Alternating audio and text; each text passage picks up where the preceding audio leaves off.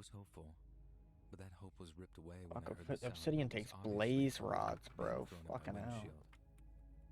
It shattered just enough to motivate the man to get on top of my hood and start stomping the windshield until it was broken enough for him to reach a hand inside.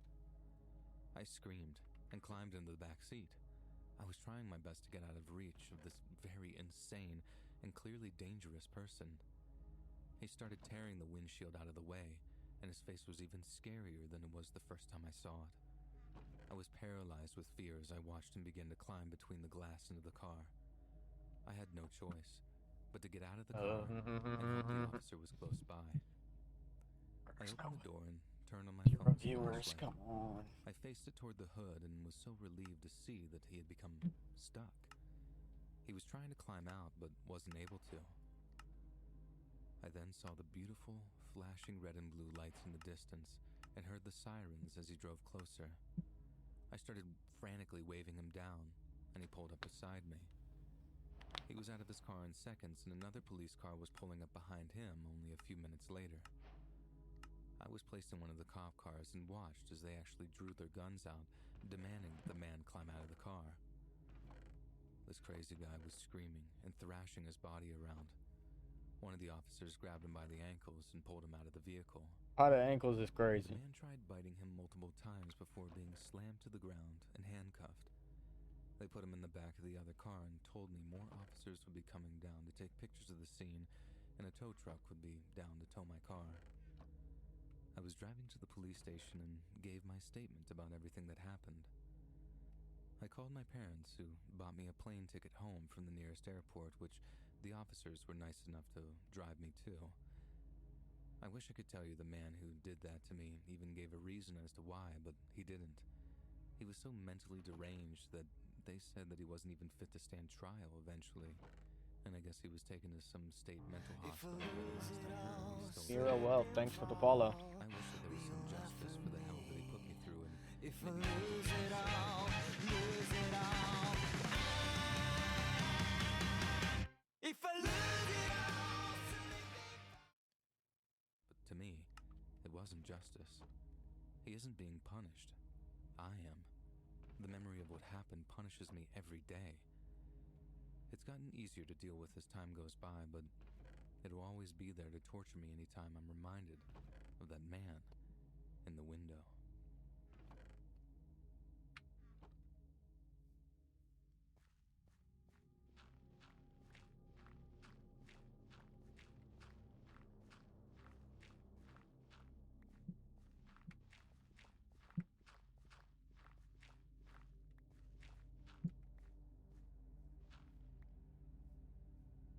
I was driving my truck back home from my girlfriend's apartment.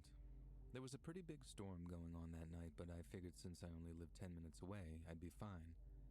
I would have stayed at her place, but I had to work early the next day, and all my work clothes were at my place. It was dark and the power had gone out. Driving in complete darkness with only your headlights to light your way isn't the most comfortable feeling. The rain was pounding down on my windshield so hard, my wipers couldn't even go fast enough for me to be able to see in front of me. It was like driving blind, but I'd lived in that town my whole life, so I knew where to go. It was like muscle memory on where to turn and how long to drive down a street. I turned onto the road that my house was on, and almost immediately I could tell something wasn't right. It was like my truck was almost floating. I felt wetness at my feet, and the lights began to flicker inside the truck. There was water seeping in. In my headlights, I could see the water getting higher and higher outside my truck. The water came in faster and the truck was sinking into it. The current was taking my truck further in and there was nothing I could do. I took off my seatbelt and tried opening the door on the side and it wouldn't budge. The water was at my knees now and I took deep breaths. My dad always told me not to panic in a scary situation because panicking won't save your life. I had a waterproof flashlight in my glove box and I took that out. I turned it on and looked around for anything I could break the window with. The car had shut off completely by then and the power windows were not an option. I just cleaned the truck out the day before and unfortunately that meant taking out all my tools so I could organize my box. I only had my sweater, the small flashlight, and a pocket knife at my disposal. I called 911 and was greeted by a recorded message telling me every dispatcher was currently handling a call and they'd get to me as soon as possible. And that's when I started to panic. I needed help and it seemed like I wasn't going to get any. The water was now at my belly button when I decided to squat on my seat and try to keep my head above the water as long as possible. The water seemed to be coming in mostly from the driver's side door, so I grabbed my sweater and tried to plug the leak. But it didn't work. But I was desperate and willing to try anything. I was on hold for 7 minutes before I finally got an answer. I told them what was going on, and they were very matter-of-fact when telling me that I wasn't the only person in that type of flooding situation, and that it would be at least 30 minutes before they could get help to me. I kept telling him that I felt like I didn't have 30 minutes, but he told me there was nothing else he could do. I asked if he'd stay on the phone with me, but he said because of the demand for emergency services during the storm, they needed as many dispatchers as they could get, and if the situation got worse, I could call back again. I hung up with the dispatcher, and already knew that that wouldn't be an option. If the situation did get worse, I wouldn't have 7 minutes to wait on and hold to tell someone about it. I'd be dead. The water kept rising and my heart beat quickly. Get out of your fucking I car. was scared and confused why I wasn't getting any help, and my mom and dad both weren't answering their phones. I opened the voice recorder app and started recording my goodbyes to my family. I wasn't sure if they'd get them, but it was better than nothing and somehow easing my nerves. It was like I was talking to them without literally talking to them. But something about it was kind of therapeutic in the moment. Only 10 minutes after I hung up with 911, the water had begun to reach my chest. I was certain that I was going to die when only 1 foot of the car had space for air. I started praying to God to please not let me die, but if I did, to let me go to heaven. I hadn't been very religious in my adult life until that exact moment, but I guess that's how it goes usually. You realize your true belief in God when you really need him. But anyways, Or when you really want something. Went by and it was at my neck. I had my cheek pressed against the roof and I couldn't help but cry. I was beginning to lose hope. No one was coming for me. I was only able to breathe through my nose when I heard the sound of an engine nearby. I didn't think that they'd even notice my truck, so I started screaming and flashing my light to get their attention. And I felt this sense of relief when I heard this Is it a boat? pull up. No way. I shone my flashlight and saw someone jump into the water next to my driver's side window. He had this window breaker with him and it shattered on the first try. He reached in the truck, grabbed onto my shirt. I took a deep breath as he pulled me out of the truck through the window. They got me on board the boat and I began just thanking them profusely for saving my life as I took deep breaths of the air I thought only minutes before I was about to run out of. They wrapped an emergency blanket around me and we were off. We helped a few more people out of the cars before reaching an area where police and firemen were waiting. I was taken to a hospital, but I didn't have anything medically wrong with me, thank God. Thankfully, no one did die during that storm, although I know that I came very close to being the one fatality. I felt so failed by my city's emergency services, and I found out that night that the people that saved me weren't even officers. They were just good Samaritans that heard people were in trouble and knew that they had to help. For months after the incident, I had nightmares about drowning. Even now, I get scared to drive during a storm or even go out on a boat. Deep water terrifies me. I've gone to therapy a few times, but it never seemed to help, so I just stopped. Shit. I just hope there's a day, hopefully soon, where I can fully move on from what happened and not let it haunt me like it does right now. I'm glad I survived, and I'm glad the people in my community stepped up when law enforcement wouldn't. I should have never been left there to die, and that's exactly what they ended up doing. I only hope no one else gets stuck in the same position, and if they do, I hope someone gets to them in time and that their life is spared like mine was that night.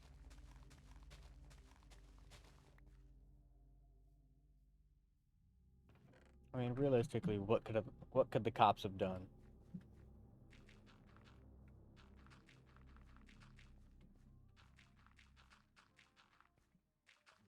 No way those cops had boats on demand.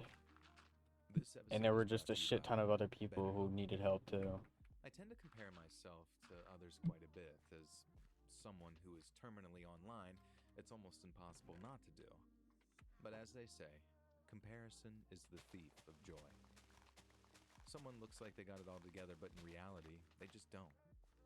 And therapy can help you focus in on what you want Is this an instead ad? of what others have, so you can start living your best life. And with BetterHelp, I can feel myself Oh breaking free of lord, it those is an mental ad. ruminations. Fucking hell. And if you're thinking about starting therapy, give BetterHelp a try. It's entirely online, designed to be convenient, flexible, and suited to your schedule. Just fill out a brief questionnaire and get matched with a licensed therapist, and switch therapists anytime for no additional charge. Stop comparing and start focusing with BetterHelp. Visit betterhelp.com/read today to get 10% off your first month. That's BetterHelp, HELP.com/read.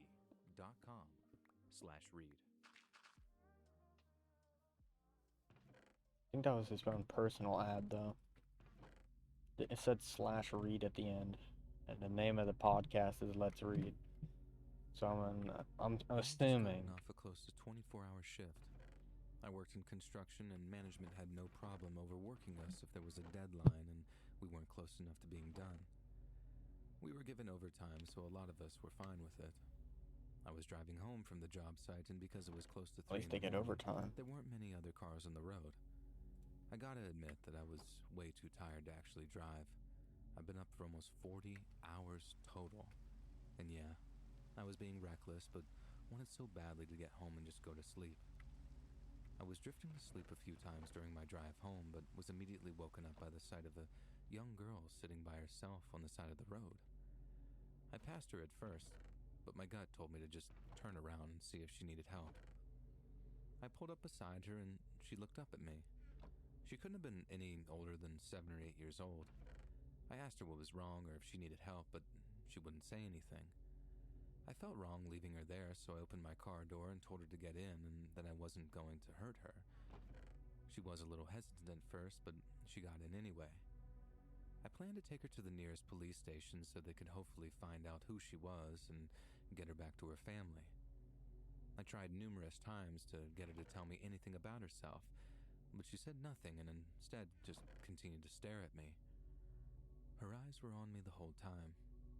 We drove in silence for another 10 minutes when I saw another child sitting on the side of the road. I felt like I was going crazy. There was no way this was happening again. I pulled over, and this time it was a little boy, and he also wouldn't say anything. And I figured, hey, why not? Jump in the car. And they did with zero hesitation. I started asking him the same question that I asked the girl, but just like her, he didn't speak, and he also just kind of stared at me. I started getting a little freaked out and worried that I'd just gotten myself in the middle of something very, very serious, but I knew that I had to help these children no matter what. I started to think about what it could possibly be. Were they kidnapped and then abandoned on the side of the road? Was it some kind of trafficking situation? Were they lost? I had no idea. Another 15 minutes go by and it happens again. Only this time there's a car seat on the side of the road. I pulled over and got out and was horrified and shocked to see a little baby inside. I couldn't tell the age, but it looked relatively healthy. It was looking up at me, and I knew that I had to take it to the station with me. And I put the car seat in the back of the car and called the police the second I got service. They instructed me to go to the hospital that was a few miles away and that they'd meet me there. We arrived shortly after the call, and I pulled up to the front. I got the car seat out and instructed the children to follow me inside, and they did so without saying a word or making a fuss. I walked inside, and only the receptionist was there. I told her what was going on, but the only response that I was met with was this very confused look on her face. I motioned the children to go up to her, and they just stood next to her. I kept asking her for help, but she just looked around and wouldn't do anything, and I didn't understand why. She kept asking me if I was okay, and I didn't know why. I told her I was fine, but that the children needed help, and the baby looked cold. She asked me over and over what children I was talking about, and no matter how much I pointed at them or told her where they were, she acted like she had no idea what I was talking about. I was getting frustrated, and at this point I had no idea what to do. She told me to repeat myself, and I just told her again exactly what happened. The whole time I told the story, she just looked where I was pointing, but something was off. It was like she was looking through the children instead of at them. Just as I was finishing the story, 2 officers walked in. She had me tell the story again to these officers who were just as confused by it as she was. They looked around for the children that were standing right in front of them, and then I was getting confused. They had me sit down and very calmly told me that there were no children with me, and I was carrying a tool bag, not a car seat. I looked down and still saw the car seat in my hand and the children standing nearby, and begged them to get them help and reunite them with their families, but they were adamant and very serious about what they were telling me. They told me over and over that there was no one there and that I was having some sort of episode. I've never had any mental health issues, and I told them that, but it didn't matter. I was admitted under a 72-hour psych hold because they thought I could be a possible danger to myself or others with the hallucinations I was having. They were worried mostly because I was so sure of what I was seeing. I thought that they were all crazy and that only I was the sane one. For the next few days, I was given many tests and evaluations to try to figure out what was going on with me. At first, they thought it was from sleep deprivation. It's common for people to hallucinate from lack of sleep, but when the hallucinations continued even after hours of sleep, they knew that there was something else wrong. I was scared. I called my mom, who came down and went through our family's medical history with the doctors, and after the 72 hours were up, I decided to just stay at the hospital. I didn't understand what was happening, but I knew that I needed help. For the next 2 weeks before my diagnosis, the children followed me everywhere. They watched me sleep, they kept me company, but still they wouldn't speak. At first they were comforting, like I wasn't alone, but eventually they became a reminder of the fact that something was wrong with me and I wasn't able to live my life until they figured out what it was. The hallucinations stopped being my only symptom, though. I started having speech problems and couldn't think straight, and that's what tipped off the doctors that it might be something else. They'd done scans but had seen nothing. I was told if the last MRI they were going to do during that particular hospital stay showed nothing, that I'd have to leave and come back on a later date for more scans that would hopefully show more. I knew what they meant. If I did have some sort of brain tumor, I didn't want to have to wait for it to grow before they could do something about it. We did the MRI, and thankfully, one doctor, of what seemed like way too many, noticed a shadow.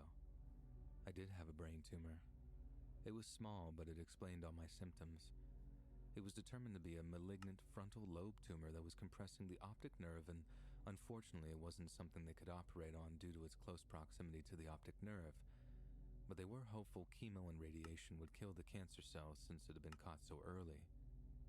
I started chemo and radiation, and after a few weeks, the hallucinations occurred less and less. Part of me misses them when they aren't there, but most of me was happy that it meant that I was getting better. Most people probably wouldn't understand, but maybe some will. I'm still currently undergoing treatment, and my doctors are hopeful that I'll be in remission soon. I'm grateful for what happened that night. If I hadn't seen those children in the road, hallucination or not, I never would have gone to the hospital, and they never would have caught the cancer that early on. I'm still not positive on my official prognosis, but I like to think it's good. I have to have hope. Otherwise, I have nothing.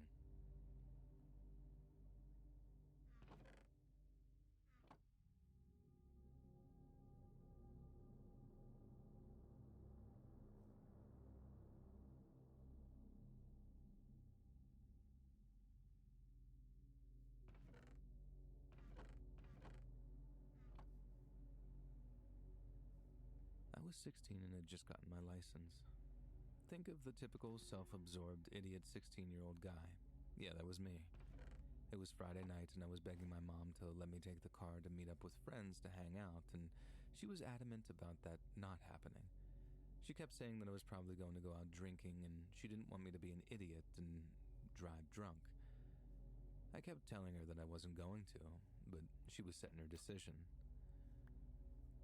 I told her that I hated her, and I went to my room, set my own decision to sneak out later and take the car. Around 11 p.m., my mom was asleep in bed, and I didn't have to worry about my dad hearing me because he was out of town. I opened my window and hopped out into the front lawn. I had already taken the keys earlier in the night, so as Quickly and as quietly as I could, I got in the car and drove away.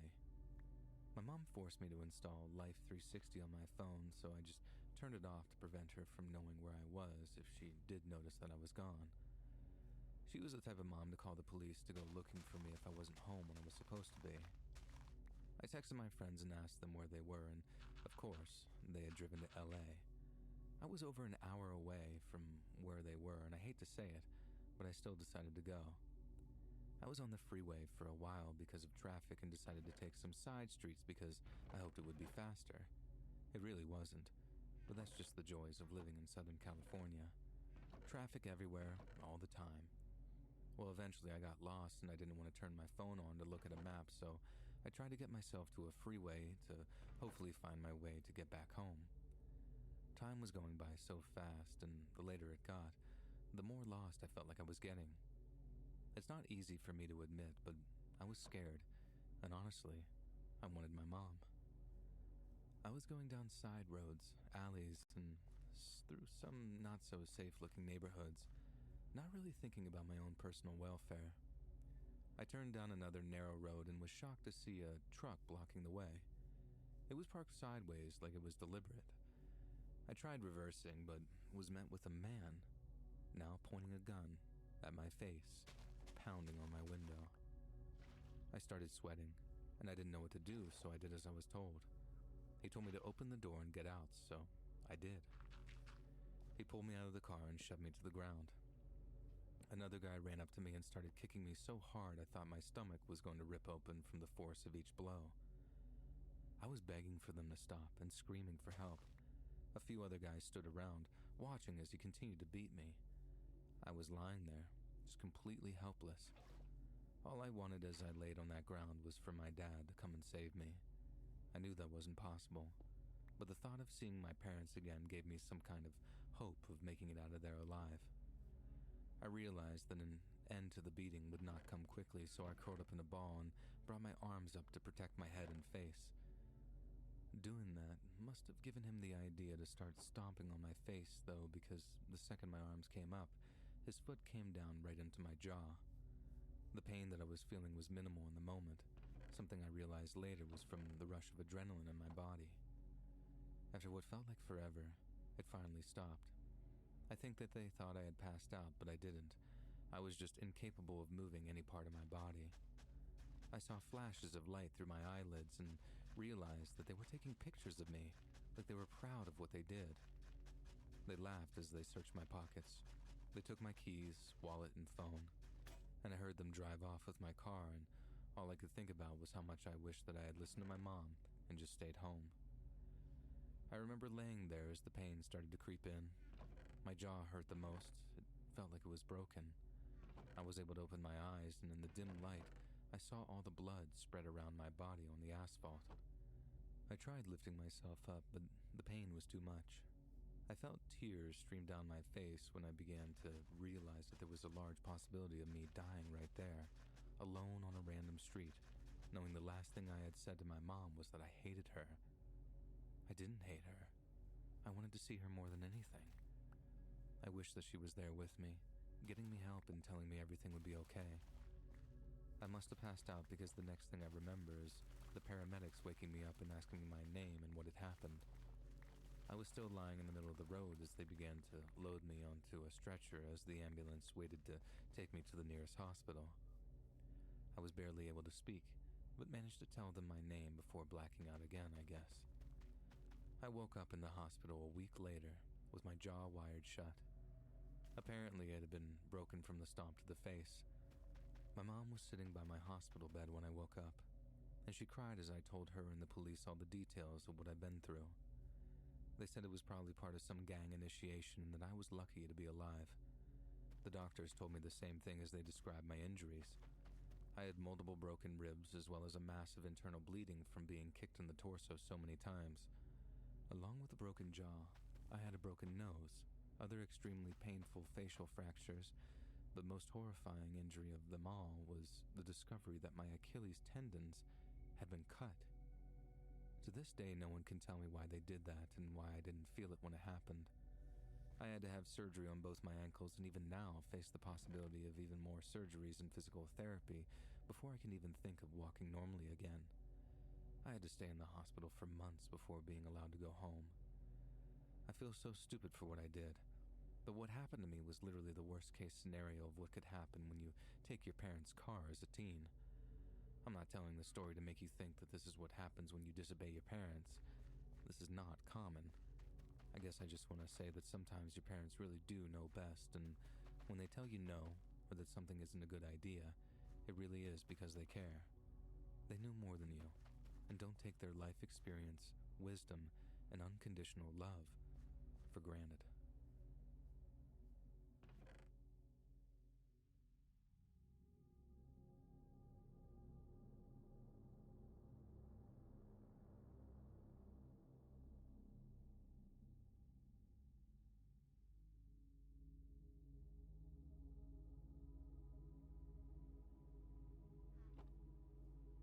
When this specific incident occurred, I was 29 years old and driving a relatively short distance with my 5-year-old daughter. My husband and I had made plans to drive to his parents' house outside the city and stay with them for a couple of weeks. My husband works late into the day, so we agreed that it would be better if I and my daughter left first and my husband would follow a couple of hours after us. It was winter, so it got dark early. We left at around 3 p.m. and by 4:30 it was already completely dark outside. We were still an hour and a half from my in-laws' house, and I was feeling pretty confident that we'd get there without anything bad happening. It's not like I had a feeling or anything, but as a mother, it's definitely something I thought about in the back of my mind. We were driving back down a back road that had no streetlights and was otherwise completely desolate. I didn't necessarily love the feeling of being completely alone, but I tried my best to just brush it off and kept telling myself that we'd be there before I knew it. We'd driven this road countless times before and never had anything happen to us. We were 30 minutes from the house when I started seeing some flashing lights in the distance. They were 2 blinking yellow lights in the middle of the road that I quickly recognized as hazard lights on a car. I started getting this nasty feeling and just didn't like the fact that they weren't pulled over to the side of the road, but instead were in the middle of it. I stopped somewhere between 80 and 100 feet away and started thinking of what I should do. I was sure of one thing, though. There was no way that I was stopping to help these people. I mean, I was a woman in her late 20s alone with her young daughter. I'd have to be a raging lunatic to stop to help anyone. I'd call to get them help later, but that's the best I could really do. I'm sure any other woman in my position would feel the same way. You have to put you and your child's safety first before a stranger, always. I sat there for what felt like 30 minutes and still had no idea what to do. I had no service, so calling my husband or father-in-law was not an option. I had finally made the decision to just turn around and go home and wait for my husband so we could drive there together. The only problem was that it was a 2-lane road, and it would take more than a 3-point turn for me to turn around and start heading back. I started to hesitate, but when I looked in my rearview mirror, I noticed some shadows running up quickly in the distance behind my car. I could see them slightly in the moonlight, but I couldn't make out what they were. They had gotten around 30-ish feet behind my car when I realized that they were people, and I think they were carrying something. I couldn't sit there anymore. I couldn't even think. It was like my body reacted before my brain did. I put the car in drive and floored it. It wasn't a crazy fast car or anything, but it did what I needed it to do. I was speeding right towards the stopped car and had no choice but to drive onto the side of the road past them as best I could. As I passed, I saw more people started to come out from the side of the road. They started throwing things, pretty much anything they could get me to stop. I sideswiped one of the people and they fell back onto the road. Something hit my windshield and it even shattered a little bit, and whatever it was went flying into the passenger seat. I screamed from the impact and felt bad because my screaming made my daughter begin to scream and cry, and I told her everything was going to be okay, but she was 5, and nothing I could say at the time was going to make her feel any better. I just kept driving forward, not letting up on the gas. I was trying to build as much distance as possible between us and those people, and before I knew it, we were pulling up into my in-law street. They had a guard gate in the front, and I pushed the button to be let in, and they immediately could tell that I was in distress when they answered the gate. We were let in, and my father-in-law met me at the driveway with his gun. I was bawling, and my daughter was sobbing into her grandma's shoulder. They brought us inside, and I told them everything that had happened. My father-in-law has always been very protective of me and my daughter, and I could tell how angry he was getting. He kept asking me if they had followed us here, and honestly, I had no idea. I hadn't been paying attention to the cars behind me. I just was focused on getting to their house where I knew we'd be safe. My in-laws are the kind of people that are very serious about their security. They have countless firearms and security cameras everywhere around and inside their house and property. They checked the cameras and noticed the same car passing by the front gate over and over, like it was driving down the street, turning around and coming back multiple times. We decided it was time to call the police, but when they did, they said that they couldn't do anything for us since it wasn't technically an emergency and it was so far outside their city limits. I guess when you live far enough outside the boundaries of where the local police typically serve, they can only help in life or death situations. My dad very explicitly told them that if anyone entered their property, they would be shot on sight. They told him it was within his rights, and that was it. He armed me and my mother-in-law and told us to wait inside the house. He called my husband, who was still an hour away, and went outside to check the property. We watched the security cameras, and just as he was approaching the gate, the car pulled up again. But this time it stopped, right at the gate. Two people got out of the car, and they clearly hadn't spotted my father-in-law walking up to the gate. They tried pushing it open, and because we couldn't hear what was going on, all we saw was my father-in-law run up to them and fire a shot in the air. We could tell he was screaming something at them, but we didn't know what. They scrambled back into their car and sped off quickly. We weren't sure if they'd be back, but I had a feeling that that was the end of it. My husband got to the house an hour later and kept continuously apologizing to me for having me drive alone, but I kept telling him that it wasn't his fault and the outcome would have been the same if he was with us. We were safe, and that's what mattered. A couple of days later, we heard the news that there had been a few carjackings in the area, but thankfully no one was seriously injured in the process. I still hate to think about what would have happened if I hadn't seen those people sneaking up on us behind the car. What would they have done? I don't even want to know. I'm grateful we're okay, and I will say that I don't drive anywhere at night without protection, whether that be my husband or a gun.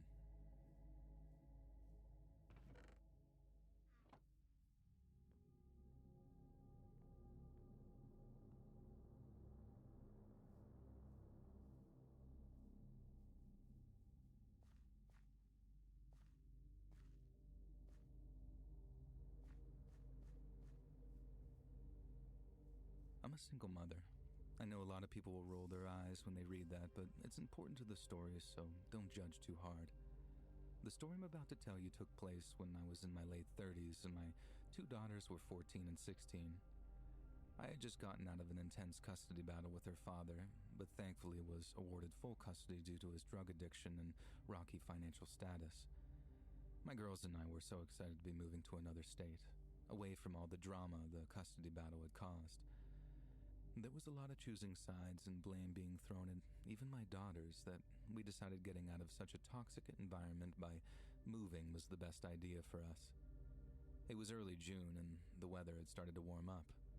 We had just packed up the last boxes in our house and decided to leave a few days before the moving truck because we wanted to get settled in the house before all our stuff arrived. Even if there would be no furniture for a few days, we were fine with that. We said bye to our old house, which was a very intensely emotional thing for us to do, and we set off. We were taking the fast route, and according to Google, it was only supposed to take a couple of days to get to the new house. We had the idea that we'd stay in a hotel for one night along the way, and that was super exciting for us. My girls love staying at hotels like most kids do, and I love seeing them happy. After hours of driving, it was late afternoon, and we were ready to get out of the car and find a room to stay in. I checked every hotel in the area, every app, and there was nothing available. Literally not one room was free in any of the surrounding cities for another 3 nights. I called around and apparently there was a huge kids' soccer tournament in town and it was one of the largest in the country. We decided to keep driving until we found something, but instead, we were met with a stretch of road that had a lot of rest stops but no hotels. We stopped at a gas station to get some gas and noticed a few biker guys in the parking lot.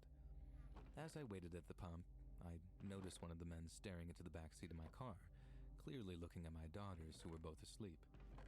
I felt a sort of chill run down my spine, and I instantly had this gut feeling to get them out of there. It just didn't seem like a great position to be in. A young mom alone with her teenage daughters. Not great.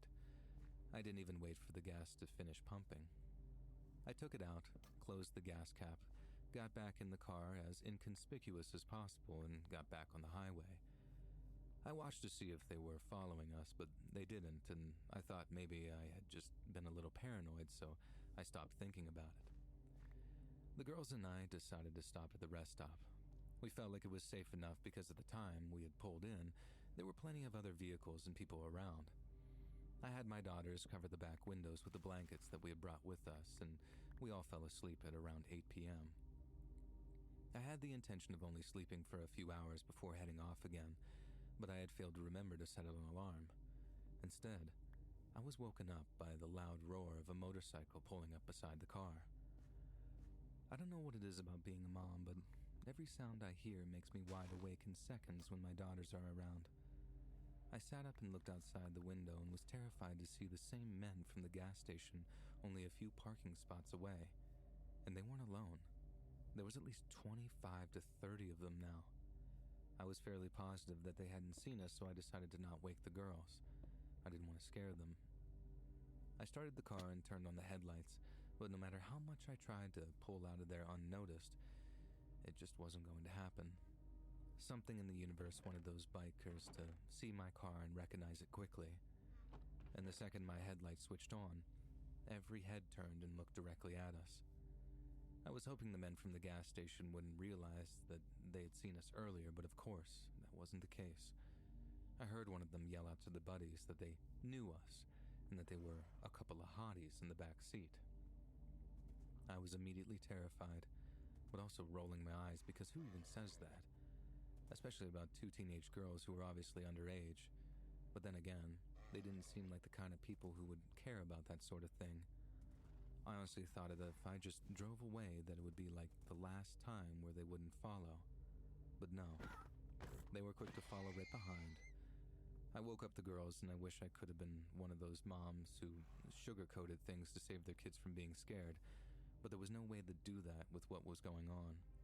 I told them that we were being followed by some scary men and to stay down where no one could see them and keep the blankets on the windows. They both started freaking out and crying, and I understood. As I sped down the highway, these bikers got more aggressive.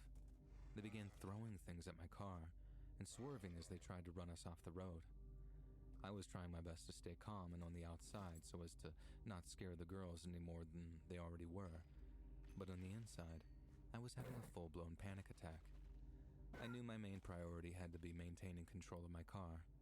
It was clear that if something happened when they were successful in running us off the road, nothing good would come of that.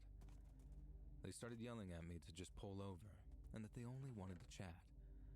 I continued to stare forward outside the windshield and not even acknowledge them, and they didn't like that. They started calling me names, demanding I roll down my window. I did roll it down about an inch to try and plead with them to just stop and leave us alone, but there was no way they could hear me. We drove like that for at least 5 miles before entering the next city, and by that time it was already 2 a.m, and finally I came to my senses and told my oldest daughter to just call the police. Through tears, she told them what was going on. I don't know what they told her, but she said that they were coming. Unfortunately, it just wasn't soon enough. I felt something hit the side of the car, and within seconds, we were off the side of the road and headed for a tree. I slammed the brakes as hard as I could, and the car came to a very violent halt. We were all okay, but I started to wonder for how long, though. The bikers surrounded us and started pounding on the windows and pulled on the door handles while the car shook. The girls were screaming at the top of their lungs and begging me to make them go away, but there was really nothing I could do. I prayed to God that we would make it out of there, and thank God he answered my prayers. We heard sirens in the distance and watched as the men all got back on their motorcycles, speeding away. We hugged each other and cried until the officers were standing at the doors of the car. They had us step out and we explained everything. Now, they tried to get in contact with the bikers around that area, but they weren't able to track them down, specifically at least. But to this day, I'm still terrified every time I see a group of motorcyclists. My girls are older now, with children of their own, and my biggest piece of advice to them is always carry protection. You just generally never know when you're going to find yourself in a situation as psychotic as that.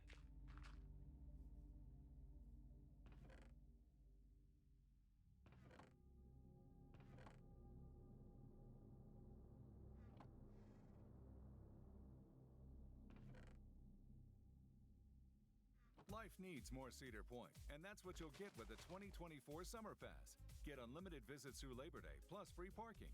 Enjoy spectacular rides, unforgettable live shows, and drive the sky on Top Thrill 2, the world's only triple-launch vertical speedway.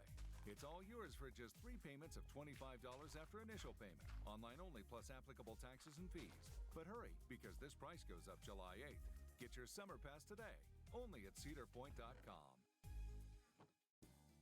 Shop Meijer for all your back-to-school essentials. Pull out your supply list and check it off as you go, because it's all in one stop.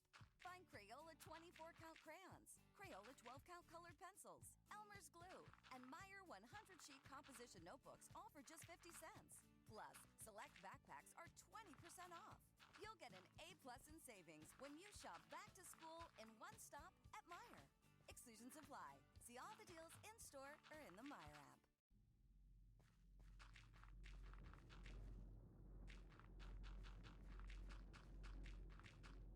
This is a short story that happened to me several years ago when I was a junior in high school. All of my friends got to travel to Myrtle Beach with the baseball team for spring break, but since I didn't play baseball, I was stuck at home. My one friend, Dave, was home too, since we were the skaters of the friend group. We spent most nights of the break hanging out together and not doing really much, except for one night when we stayed at Dave's house. He literally lives in the middle of the woods. The closest neighborhood isn't that far away, but because of where his house is located, it truly feels like the middle of nowhere. Toward the end of the break, we snuck out of the house to see a girl who lived near him. Since she and a few other girls from school were still in town, we figured that we would hang out with them. And like I said, it wasn't far, just sort of an unnerving walk because there aren't very many lights and most of the walk is in the seclusion of trees and rocks. We had an awesome time hanging out with them.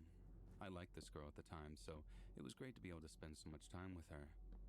When we were walking back to the house that night, Dave noticed some random guy following us, but I didn't think anything of it. He was freaked out, and I told him to relax. The guy was following us closely, but not close enough for us to actually panic. When we made it back to his house, I watched the guy continuing walking up the street, and he never seemed to look back. I just looked at my buddy and told him that he was freaking out for no reason. The next night, we hung out again, and his parents were going out of town for the weekend, so he was going to have the house to himself. Since he was embarrassed by his house, he didn't want to have anyone over. Trust me when I say, I pushed hard for the girls to stay over, but I lost the argument. I told the girls that we couldn't hang out there, so instead, Dave and I walked to her house again. This time, we spent a considerable amount of time there. We didn't walk home until after about 3 in the morning. Dave was relieved on the way home that we didn't have anybody following us this time. I helped him close up the house, and we got comfortable in the living room before passing out on the couches. At this point in the night, I was having one of the best nights of my life. I actually kissed the girl that I liked, and I legitimately felt invincible. Not long after lying down, we heard a knock on the door, and we both froze. "What the hell was that?" Dave exclaimed. Then the knock came again. It was a low and rhythmic knocking. Each bang on the wood made my hair stand up, and I slowly got up and, standing a few feet from the door, I shouted, "Who is it?" There was no response right away. And then a young female voice shouted from the other side, "Hey, I was wondering, can I please hide inside?" I didn't say anything right away. The absurd nature of the statement and the calm tone of her voice left me speechless. Before I said anything, she spoke again, It's gonna be too late if you don't let me in. Can I please hide inside your house? When I said that I was speechless, I mean, I was absolutely at a loss for words. I had a million things flying through my head, and I just didn't know what to do. My instincts told me that it was the girls playing a joke on us, but I didn't recognize that voice. I decided not to answer, and neither did Dave, and we just sat in silence. And then I noticed the doorknob starting to jiggle back and forth, first slowly, and then more aggressively. And then, the calm voice instantly became more sinister when she said, "Open the damn door now!" I finally was able to shout, "Go away! I'm gonna call the police!" There were no sounds for a few seconds. This woman spoke again. She started in a soft tone, and in the middle of the sentence, I could hear this sinister tone coming out, and she says, "Hun, if you don't open the door right now, I'm going to lose my mind." Dave finally jumped up from the couch and shouted for her to go away. And then a second voice could be heard from behind the door. It was a deep voice from a man, and he said, "Good call, bud. Very, very good call." Right after he said that, I thought I could hear what sounded like footsteps walking away. So I looked out of the window and saw two people walking down the street. One of them looked suspiciously like the person from the previous night. It just seemed very similar in stature. We were terrified and stayed awake for the rest of the night. Since his parents weren't home, we didn't call the police, even though obviously we should have. Dave was scared that his parents would get mad if the police showed up and they weren't home. On Sunday morning, when his parents came home, Dave told them what had happened, and they instantly called the police, calling us stupid, which we were. Better late than never, I guess. And since several hours had passed since the woman had been at the door, the police were honest with Dave's parents and told them that they would probably never catch these two people, but that they would be on the lookout for similar incidents. I have no idea what those two wanted or who they even were. I don't even like being outside at night anymore. That night really messed me up for a long time, and I'm still trying to recover from the mental nightmare I endured.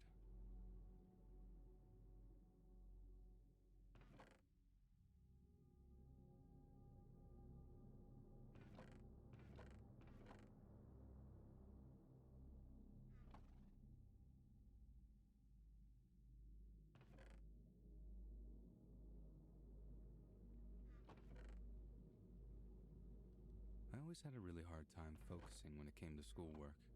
I've had some traumatic experiences in my life, and as a result, it just makes me feel off. I can't focus at all when I'm home. Even when it's quiet, every little thing bothers me, and I feel like I just read the same line a million times. In my sophomore year of college, I started driving to a secluded location and doing all my readings for school. I didn't live far from the country, so it would only take me about 20 minutes to drive to a peaceful location. I found the peace and tranquility of nature to be soothing. I know it may sound crazy to some people that I would drive that far just to do homework, but I really had no choice. It ended up being the only way that I could concentrate on my work. When the end of my senior year was approaching, I started to freak out about one of my big exams. The exam was 40% of my final grade, and I needed at least a 75 on the exam to pass the course. I decided that I was going to spend the weekend before the exam studying, and that I was going to make my own little adventure out of the experience. Instead of going to my usual spot, I was going to travel to an area a few hours away, hike the beautiful trails, and find a nice quiet spot to study. I left first thing Saturday morning and arrived at my destination around 10 in the morning. I spent the early part of the day hiking until roughly 2 in the afternoon. I found this amazing spot near the top of a steep hill. It was a clearing that overlooked a bunch of trees. There were some rocks on top of the hill, and I was able to get comfortable with my books and computer. I started reading my textbook, and I thought that I could hear the sound of twigs snapping. Now, in my distracted brain, all I could concentrate on was the sound of the twigs. It was driving me crazy. I first thought that there was some sort of deer or chipmunk or something that was prancing around in the woods. I thought that I could go over and maybe scare the animal, and whatever it was would just flee further into the woods and away from me so I could focus. I made my way over to the edge of the tree line and shouted some nonsense noises to try to scare whatever it was. But I heard nothing. I made a sound again, clapped my hands together, and again I heard nothing. I stared intently through the thick trees, and I swear that I saw a silhouette of a person move, but I figured that my mind was playing tricks on me. I kept looking for a little while longer, and I realized that the noise had stopped. I thought to myself that whatever I did must have worked. I sat back down and started to read my textbook again, but now I couldn't concentrate because I couldn't help the feeling that something wasn't right.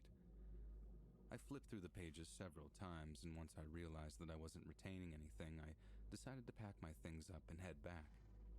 I was fairly far away from where I parked anyway, so I figured it was time to walk back and I would just find a spot to study that was closer to where I parked. When I walked over to the tree line, I paused instantly. Standing about 30 feet away, shrouded in the trees, was the backside of somebody. It appeared to be a man since the shoulders were so broad, but because the back was facing me, I couldn't be sure. They were dressed in all black, and it looked like they were wearing something on their face. I didn't move or say anything. I just stood there frozen and tried to calm down since I had a million thoughts flying through my head. It felt like an eternity, but in reality it was probably only seconds later, and the person turned abruptly, facing me. And I can't accurately express how much fear I felt in this moment. The mask was horrifying. I would guess that it was homemade since I had never seen a mask like this in my life. It appeared to be white, but also appeared to have a long snout hanging from the mask. It almost looked like a mask from one of those scenes in Beetlejuice, if anyone knows what I'm talking about, except somehow this was creepier in the moment. As I said, the mask was white and not skin-colored like in the movie. The eyes on the mask were jet black, and wild hair protruded from the mask. I think the hair was attached to the mask and not the person because it was sort of a mustard yellow color. The person started to hum, and I didn't notice it at first, and I didn't realize that it wasn't some melody. It was a really drawn-out hum, like a sort of groan coming from this person. And they started to step closer to me. I freak out. The clearing that I was on was not big, so in order to walk back to the trail, I would have to walk by this person. I could have slid down the hill, but I probably would have broken my computer and most likely broken my legs since it was extremely steep and very high up. This person started to run, full speed at me, still making that horrible groaning noise. I still can't even believe what happened next. The person ran at me, stops, right in front of me. I'm frozen there. And they laugh. And then they just start humming again, but didn't actually lay a single finger on me. Not wanting to know what was happening or taking any chances, I just ran as fast as I could, around them. The entire time that I was running, I could hear this person seemingly trying to follow close behind me, still humming, but I didn't bother turning around. I finally made it to my car, and that person was no longer following me. I tried calling the police, but of course, my phone service was pretty shoddy out there, and I drove several miles to the closest town. I called the police once I got there and reported what had happened, and I don't think they did anything since technically the person didn't do anything other than just disturb me, and there were no other complaints. I have no idea what that freak was doing in the woods.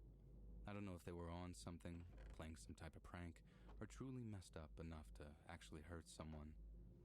It seems unlikely that it was a prank since I didn't see anybody else in the woods, and it seemed like we were the only two humans in the area.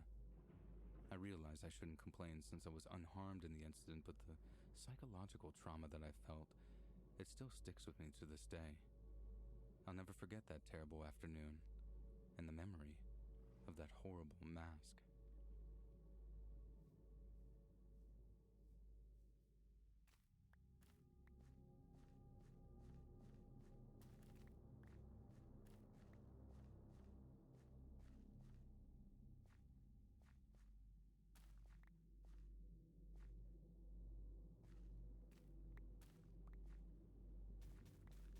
Almost exactly a year ago, I had one of the worst experiences of my entire life. My friend Shane decided to have a cookout since a lot of our friends had just graduated from college and were home for the summer. The afternoon started exactly how you would expect a summer cookout to go. We grilled some burgers, drank some beers, and enjoyed a beautiful summer day. One of the great things about Shane's place was that it was seemingly in the middle of nowhere and located right on the lake. If you knew Shane, you would understand just how out of character this was for him. Shane was very much a city man. He grew up in the city, spent all of his time in the city, and even went to college in the city. Being outside, fishing, and boating are things that I never thought that I would associate with Shane, but here we are. He ended up getting a great job after college, received a massive sign-on bonus, and he works from home 90% of the time. He spent the majority of that bonus on a boat, even though he had never driven a boat in his life. The afternoon of the cookout, everybody was begging Shane to take the boat out, and he was refusing. I think the main reason he refused was that a lot of people were at the house, and he didn't want to leave them unattended, but honestly, I don't think that he knew how to operate the boat, and that's why he didn't want to take it out.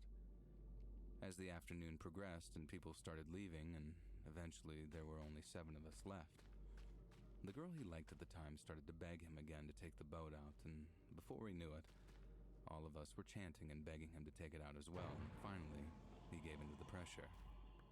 I knew right away that this was a bad idea. He was struggling badly to get the boat untied from the dock, and once we were untied, it was like a 15-minute struggle to get moving into the lake. It was clear to me that Shane most likely had never done this before, at least on his own.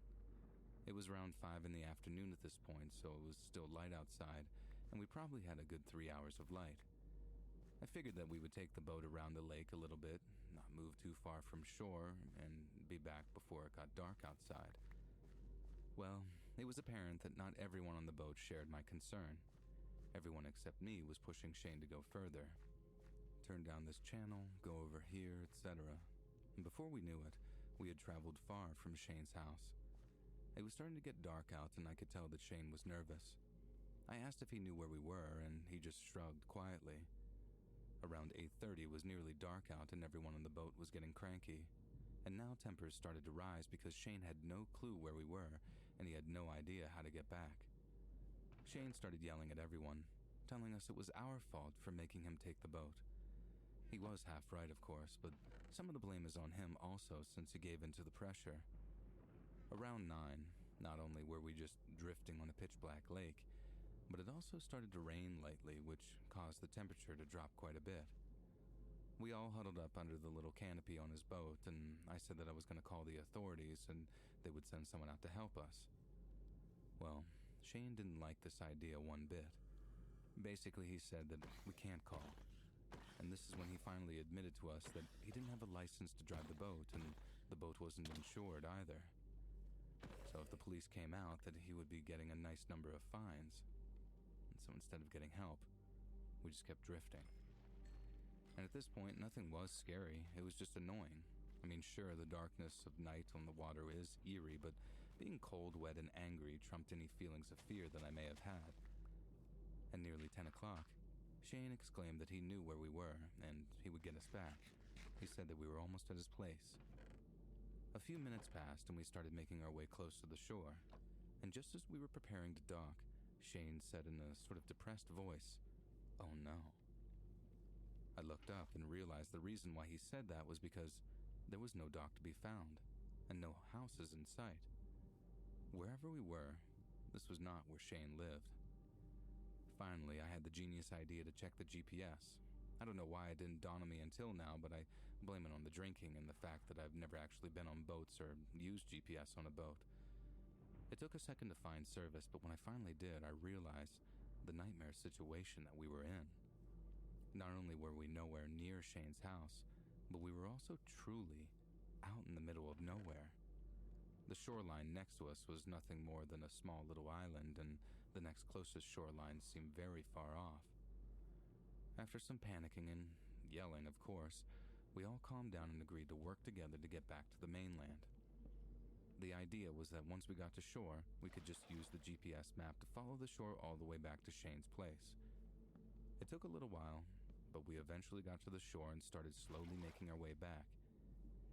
About 10 minutes into the trip, we saw a light coming right at us on the horizon of the lake. It was another boat. We figured that we could ask them for help and just make sure that we were on the right track. Shane got the other boat's attention, and that guy was creepy. He was an older man, rough-looking, and I could smell the fish from where I was sitting. This guy was clearly some type of fisherman, and he said we weren't far off and that he would guide us back so we don't get lost. We were relieved, and we started following the fisherman. I started to question him a little since the GPS said that we were going in the opposite direction now, but Shane said not to worry and to trust the fisherman since he probably knows shortcuts or something. At around 11:30, the fisherman docked his boat on this rickety dock somewhere, and he asked us how our fuel was, and Shane admitted that he was nearly out. The fisherman said that he would fill us up, but he needed help getting the fuel since he hurt his back and couldn't lift the containers. So me, Shane, and the other two guys got out and started walking with the fisherman. The girls stayed in the boat, and they seemed kind of freaked out, which I couldn't blame them. Something wasn't really right about this. I didn't know anything about boats, so I didn't know if this was proper boat etiquette or if this was one big red flag. We walked about 100 feet from the boat, and there was a small shack, but no house with it. In fact, there was nothing in the area except trees in the shack. The man said the containers were just inside the door, but the door was heavy. He asked if one of us could get the door. Shane started to open the door, and when he opened it, there was nothing inside. We turned around, and the man was running towards Shane's boat. Without saying anything to the girls, he jumped into Shane's boat and turned it on. We could hear these girls screaming and feared the worst. Thankfully, he didn't get very far. Shane and I dove into the water and swam to the side of the boat as the man was beginning to leave. Shane slipped getting into the boat, which alerted the man to our presence, and once he saw us, he dove into the water and just swam to shore. We lost him in the darkness seconds later, and we picked up our two friends on the rickety dock, and I just called the police. With the little service that I had, I didn't care what Shane said anymore. Thank Christ, they eventually showed up, and we realized that we were about an hour away from Shane's house. Believe it or not, they actually found this guy's fisherman boat, but I learned quickly that apparently this boat had been stolen. Shane got into trouble for not having his boat legals and still gave me crap for calling the police to this day, even though some deranged man almost stole his boat with our friends in it. I don't really talk to Shane anymore since that night, since he blames me for everything that happened. And as far as I know, they've never caught this random dude, so I have no idea what his plan was.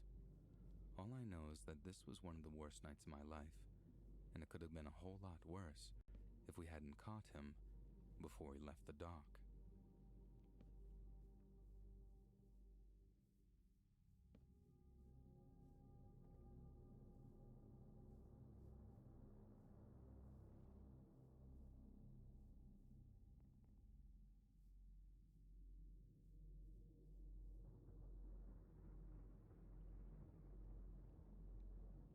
I have spent the better part of my adult life as a painter. It can be tedious work, but it's paid me decent over the last 10+ years. Being a painter has allowed me to open my own business, and to this day, it's been very successful. Over the years, I have painted all sorts of houses, new ones, old ones, and everything in between. I have painted some houses that look like heinous crimes have taken place there, but none of the houses have been more memorable than a house I was contracted to paint that was truly in the middle of Nowhereville, USA. About 40 minutes from where I live was this beautiful estate on many acres of land. I don't remember the exact numbers, but it was big. The house was 3 stories and very old. The guy who bought the house was an investor of some kind from Florida and wanted to buy a house in this area for some reason. I didn't care about any of that, since the guy was paying me well and a job is a job.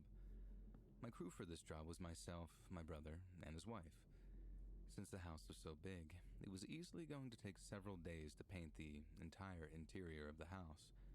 The guy didn't live here, and the house was empty, so that made it easy. He was also putting in new floors in a couple of weeks, so I wasn't worried about covering the floors, which also made painting just a little bit easier. We started the job on Monday and was hoping to finish by the end of the week. Since nobody was at the house, I was even planning on staying a few late nights to get in some extra work. Monday was a little slow, but we put in some decent hours. And Tuesday, we picked up some steam and got a lot of work done. My brother and his wife left at around 5:30 p.m., and I decided to stay to finish up one of the rooms. Well, the few hours that I planned on staying turned into about 5 more hours, which was a major mistake. My back hurt so bad, and I was feeling incredibly stiff. It was closing in on 11 p.m., and I still needed to drive home, shower, eat, and get ready to be back there at around 9 in the morning. I started cleaning myself up a little bit and getting myself organized for the next day before I left. While I was gathering some brushes and tape, I thought that I heard the sound of whispers coming from one of the other rooms.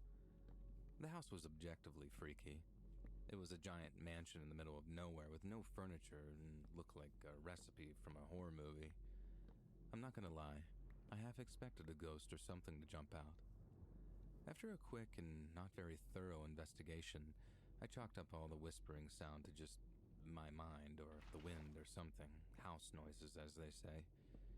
It was a big empty house after all, so having a draft and a creepy wind sound didn't seem impossible. And the next day came, and I was feeling sore from the night before, but I needed to get a good jump on the day. I told my brother and his wife about the creepy whispers, and they were actually pretty spooked out. She's all about ghosts and creepy things, so she was having a field day with this story. That evening, they decided to stay late with me and knock out a bunch more of the painting. I think my brother's wife just wanted to potentially hear the ghost, but either way, I was happy for the help. A little after 9, I heard a loud scream come from upstairs. It was my brother's wife. It sounded like one of those life or death type screams, too. I remember having the thought, running upstairs, that she was probably playing some joke on us, but the scream sounded so real.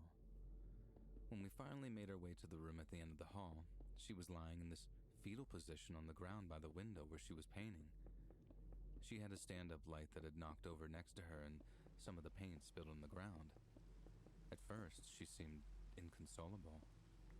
My brother was trying to ask her what was going on, and she couldn't get any words out. I was freaked out more than I had ever been in my entire life, and I didn't have any idea what was happening. And I started to wonder if she actually did see a ghost, as unplausible as that may seem, but just based on her reaction. She finally started to speak, and with fear in her trembling voice, she said, "I was painting around the windowsill. In the reflection of the window, I saw the closet door behind me start to open. I turned around, and 2 people ran out of the closet down the hall somewhere."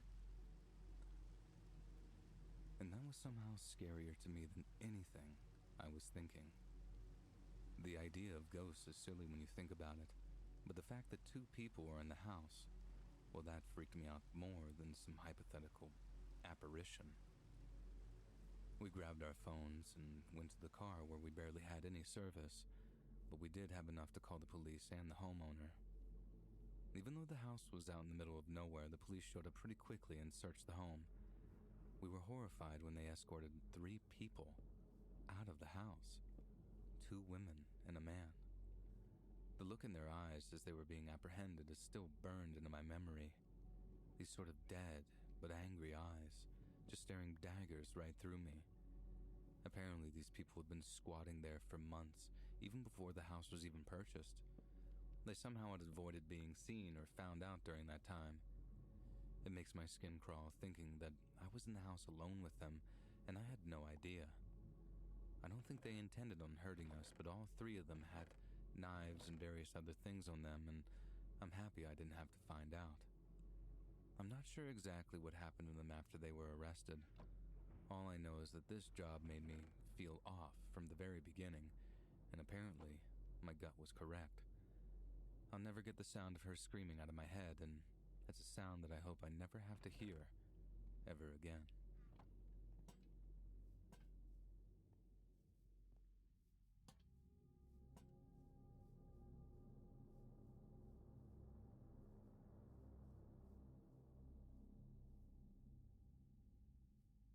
Life needs more Cedar Point, and that's what you'll get with the 2024 Summer Pass. Get unlimited visits through Labor Day, plus free parking. Enjoy spectacular rides, unforgettable live shows, and Drive the Sky on Top Thrill 2, the world's only triple launch vertical speedway. It's all yours for just 3 payments of $25 after initial payment. Online only plus applicable taxes and fees. But hurry, because this price goes up July 8th. Get your summer pass today, only at cedarpoint.com. Get to Smoothie King today and try the new blueberry, raspberry, or watermelon lemonade smoothies. They're all made with real fruit, real juice, and no bad stuff. Just check out the no-no list at smoothieking.com. Try the new lemonade smoothies at Smoothie King today.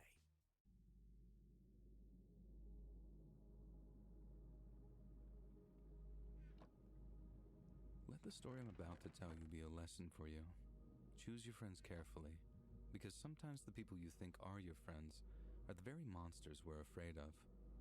I know that sounds kind of cliche, but honestly, it's true. This is an absolutely crazy story, and I'm still in awe of how certain individuals can act. A little more than a year ago, I moved to a new town. I'm a city girl, but was happy to start a new life in this town. I don't want to say that this is a country town, but it's a fraction of the size of the place where I grew up. I spent the first few months just keeping to myself and learning the day-to-day operation and how it works at my new job. On weekends, I would just sort of listen and see what everyone was up to. A couple of weeks into the job, I finally got invited out by one of the girls I worked with. I'll be honest, this was a lot like high school. This was the girl that I wanted to hang out with. She was the popular girl at our job, and all the guys liked her, and the girls wanted to hang out with her. Yes, we were adults, and this mindset still applies. We went to some local bar that Friday night after work. I wasn't drinking much since I didn't want to make a fool of myself with my potential new friends. It didn't take long for me to realize exactly the kind of person she was. For the purpose of the story, I'll refer to her as Marissa. She was getting that wild level of intoxicated, and it was uncomfortable. I laughed along and just hoped the night would end soon. I made sure all the girls got an Uber home, and I finally headed off myself at around 2 in the morning. I was exhausted that night and clearly underestimated these girls. When I woke up in the morning, I had forgotten about a lot of the nonsense from the night before and just remembered the good times. I was happy to have friends and not be alone, and that thought alone blinded me from the reality of who Marissa really was. The next night, we all hung out again, and the night was a copy of the previous nights. Nothing noteworthy other than Marissa being out of control again. That week at work, all week long, Marissa was constantly saying how she couldn't wait to get out again this weekend and that she loved hanging out with me. I was actually flattered and was ready to do it again this upcoming Friday. Friday came, and this time she was beyond intoxicated. She had become mean, even to her friends and the other girls we work with. They all left and, in so many words, basically said, "Forget this chick." I was paraphrasing there since I don't want to write what the girls actually said, and before I knew it, it was just me and Marissa at the bar, and she was barely coherent. I got her home and stayed on her couch to make sure that she was all right. When I woke up in the morning, she was already awake and cleaning her kitchen. She thanked me for the previous night and invited me to a party later in the evening. I knew I didn't have plans, so I of course accepted the invitation.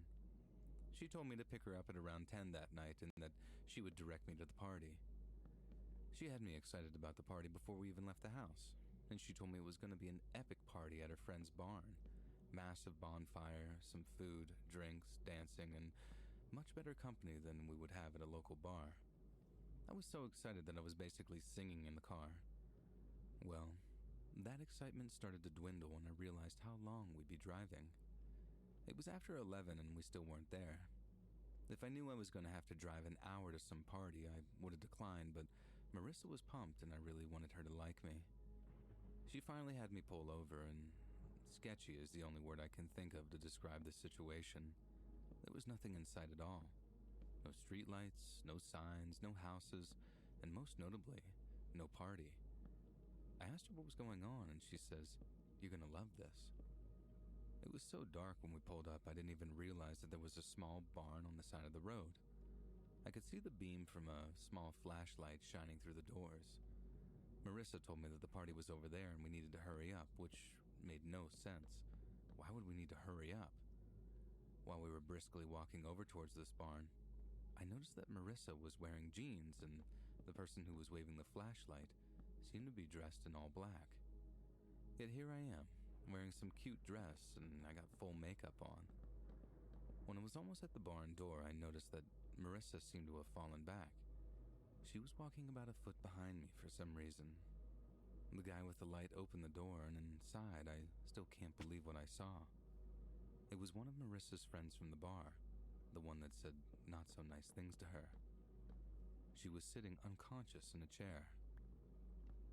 I immediately freaked out and demanded to know what was going on, and Marissa replies, "She disrespected me, and now she's paying for it." I was stunned by the completely unhinged nature of her. I knew at this point that she was a wild party girl, but I didn't think that she was capable of whatever this was. I didn't want to know why I was there, and I didn't give her the option to tell me. Thinking as quickly as I could, I just kicked some dirt in the guy's face who was holding the light, and I just grabbed the unconscious girl. I wasn't worried about Marissa stopping me because I was nearly double her size. I hoisted her up, running to my car, and basically threw the girl in my back seat and sped off. While I was driving, I was fortunate enough to get some service, and even though, like I said, there was nothing anywhere close to us, I was able to call the police and told them that I had an unconscious woman in my back seat. I told them about Marissa and that she was with a guy. Thankfully, not long into the drive, the girl started to move and groan, and then she started to talk. I pulled over and explained what had happened, and she started crying. She said that the guy was some guy that she had been seeing for a little bit, and he was taking her to a party at a barn. When she got there, Marissa was there and hit her with some sort of heavy object across the face, and whatever it was knocked her out for a while. We finally linked up with the cops, and Marissa's former friend was taken to the hospital and treated for a minor concussion, and thankfully that was all. Later that evening, they found Marissa at her house, and she was completely surprised as to why she was getting arrested. She claimed to have had done nothing wrong, and the events that just transpired were just a prank. They never did catch the guy, and since he had been using a fake name and a fake cell phone number, and Marissa refused to turn him in. From what I understand, she still claims that this was just some sort of prank, and now she's locked up under false pretenses, under her word. I can't remember exactly what they did charge her with, but I know she got in trouble for assaulting her with a weapon and kidnapping, so obviously her future doesn't look too bright. This is truly insane to be a part of, and I hope at least one person can learn from my mistakes.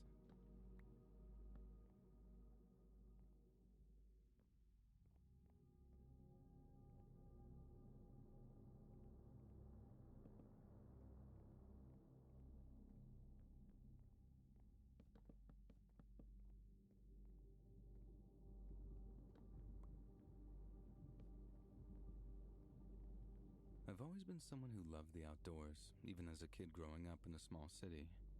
My parents would have to yell my name from the porch to get me to come in at night, and I grew up when internet was still a relatively new thing and you had to use dial-up to get connected. Now some of you hearing this can probably hear the sound just by me mentioning dial-up. Anyway, the story I'm about to share takes place about 10 to 11 years ago. I was with my girlfriend at the time who I met in college. It was serious, but it was an on-again, off-again relationship. In all honesty, it was full of childish drama, and I was super immature at that point. We made plans to attend a local fair or carnival, whatever you want to call it, with some family and friends. We actually had a decent-sized group, so we decided that we would all drive separately, and that way we would have several cars and then everyone could leave whenever they wanted. I'm not usually a drinker, even back in my college years. Alcohol has always given me really bad anxiety the following day, so I usually just avoid it. For whatever reason, this particular night I was in a really good mood and actually felt like drinking. I was having a bunch of drinks with my girlfriend's dad. We were giving each other the old, "Hey, how long is it going to take you to finish that?" or "This is already my second one and you're on your first?" That kind of thing. After, I don't know, a third or fourth drink, my girlfriend comes up in front of everyone and says something along the lines of, "Are you going to slow down?" or "I think you need to relax." And something like that. I honestly don't remember. I do remember acting very poorly and basically pouting because I was annoyed and embarrassed that she had said that. Again, I was super immature at the time. I remember then just completely shutting down, not being rude to anyone, but one-word answers and being very antisocial. I remember my girlfriend even came up to me with a beer to apologize, which I declined and continued with the cold shoulder. Now, looking back on it, I don't know why I was so mad and reacted that way. After walking around for another hour, I said that I was going to take off and head home. Since I didn't drive and had been drinking, my girlfriends asked how I was getting home. I said a friend was coming to get me, and I just walked off. I left the fair and walked to the parking lot. Now, a ways back from the parking lot was a forest, and behind that, I believe there are farms. It was still light out, so I figured that I would just walk into the woods and clear my mind and get out of that crappy mood that I seemed to be in. After heading into the woods for what I thought would be a quick walk, I started getting extremely hot. I don't know if it was because I was feeling buzzed from the drinks or because it was just actually getting hotter out, and the longer I sort of trampled around the woods, the more embarrassed I felt about my actions. I was realizing how childish I had acted. I figured that I would just head back to the fair, see if everyone was still there, and meet back up with the group. But after walking for about 15 minutes, I realized that I didn't know where I was. I was lost. I couldn't find the path out of the parking lot. I stayed calm and tried to analyze my surroundings to see if anything would stick out. I started to move towards where I thought I had heard a sound, but realized that I really had no idea what I was doing and where I was going. I was stuck in the middle of the woods, with no one around to help. I pulled out my phone, and even though I had a bunch of text messages, my texts or calls just wouldn't go through, and there didn't seem to be any service. After sitting on the dirt and thinking for several minutes, I thought the best idea was to just wait until nightfall. I didn't want to sink deeper into the woods not knowing where I was, and I thought that I would be able to see the lights from the fair and make my way back. Then I would have cell service and I could call for a ride home. As the sun began to set and dusk started to set in, I became more uneasy. I noticed every little sound, a branch breaking, the wind shaking trees, but as it got darker and darker, I swore that I heard voices. I would twist my neck so fast thinking that I heard something.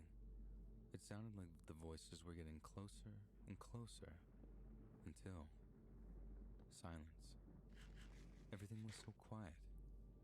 And then my heart jumped out of my chest as I heard someone yell, "There you are! Get him!" And I started running. I didn't know where I was going, but I just ran. I was bumping into trees, taking branches to the face. I tripped and fell, and on the second fall, I decided to just stay still. I sat as quietly as I could, seeing if I got away from whoever was screaming and seemingly looking for me. And why were they looking for me? Was I just being paranoid? How did anyone know that I was even in the woods, sitting and waiting for dark? After a few minutes of silence, I heard footsteps going over leaves and branches. It sounded like people were talking to each other. The only thing I remember is hearing is, "She expects us to get him," or something like that. And once I heard the voices start to trail off back in another direction, I began slowly walking. It had become very dark and I wasn't able to see any lights as of yet. But after what I assume might have been 5 to 10 minutes of walking, I started to see a glow in the distance, and as I moved closer, I could hear the murmur of life. As soon as I realized that it was the fair, and my way out, I just sprinted as fast as I could. I don't think I'd ever been that scared in my life, but I always look back on this experience wondering if there was anything to be scared about. Who were the people in the woods? Were they even looking for me, or was it just some big prank or coincidence, or maybe it was someone just being an idiot? I don't know. Whatever it was, now when I'm out hiking or in the woods, I always feel like I see something in my peripherals even though I know nothing's there. I always make sure that I'm back home by dark.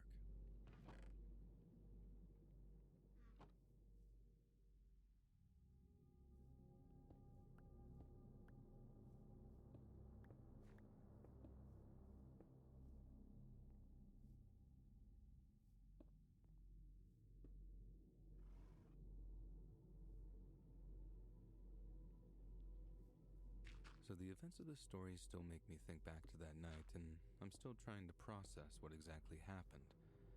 The events that took place on this strange night were about 10 years ago from the moment I'm writing the story. My friends and I were 17 years old and spent most of our weekends with each other, a habit that started back in elementary school, playing video games and sleeping at each other's houses. All through middle school and high school, this was our weekend routine. At one point during senior year, we decided that we wanted to mix things up a little bit by taking a little night drive. It was myself, who had a license and a car at this point, and my two friends, Robbie and Scott. My parents trusted us because, all things considered, we were good kids. The night started out like most nights.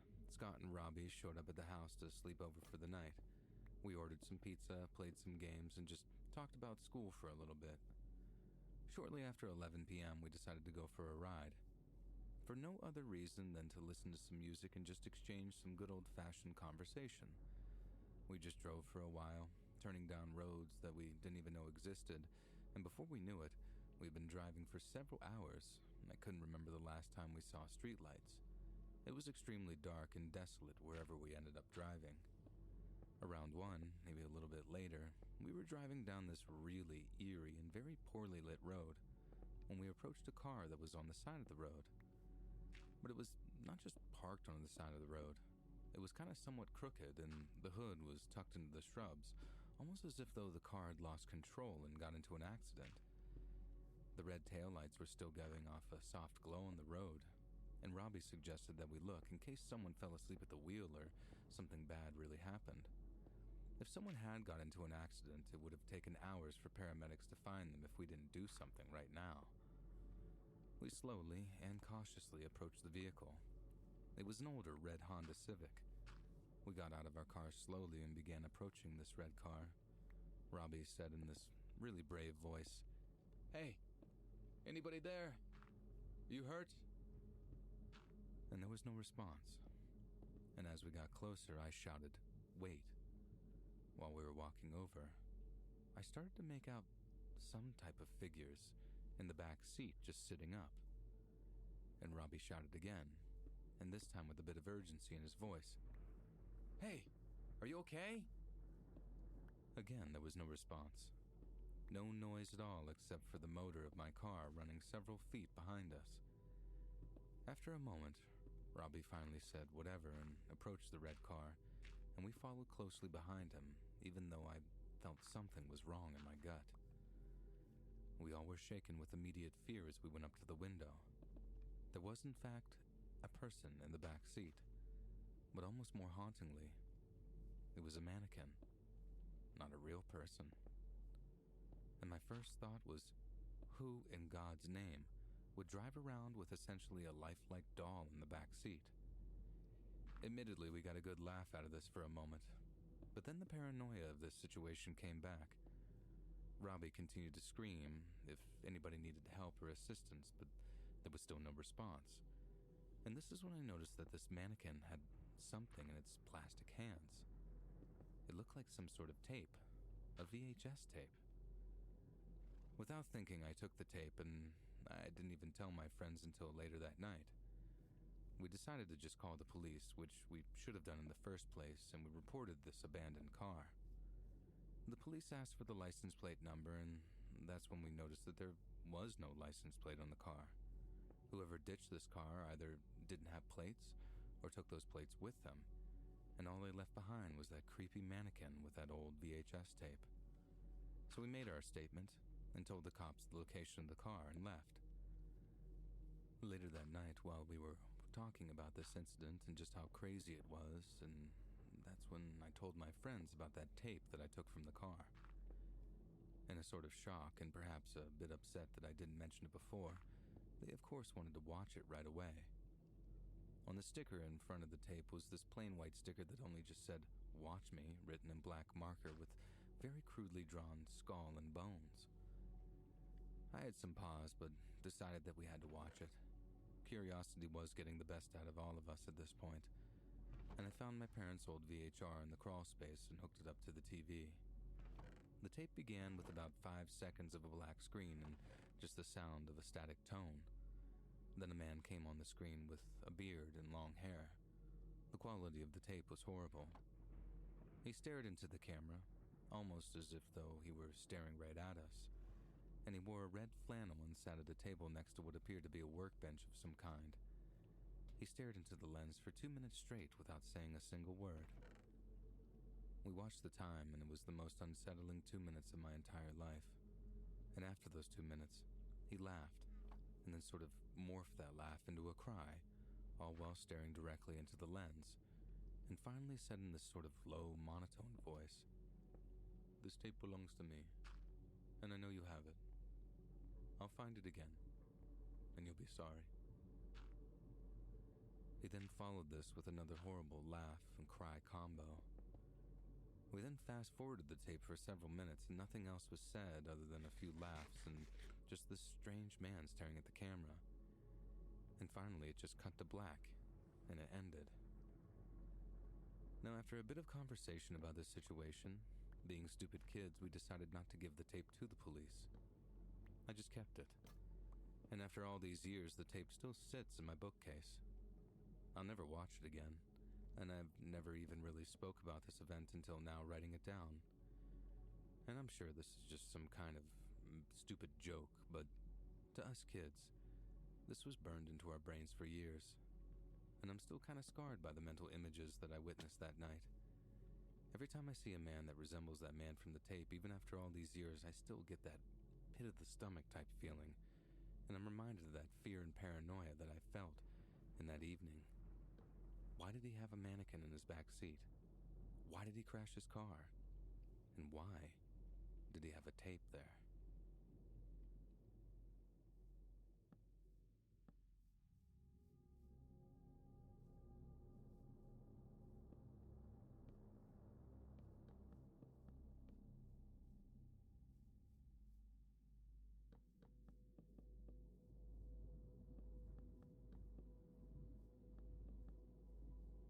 When I was 25 years old, I was desperate to move out of my house.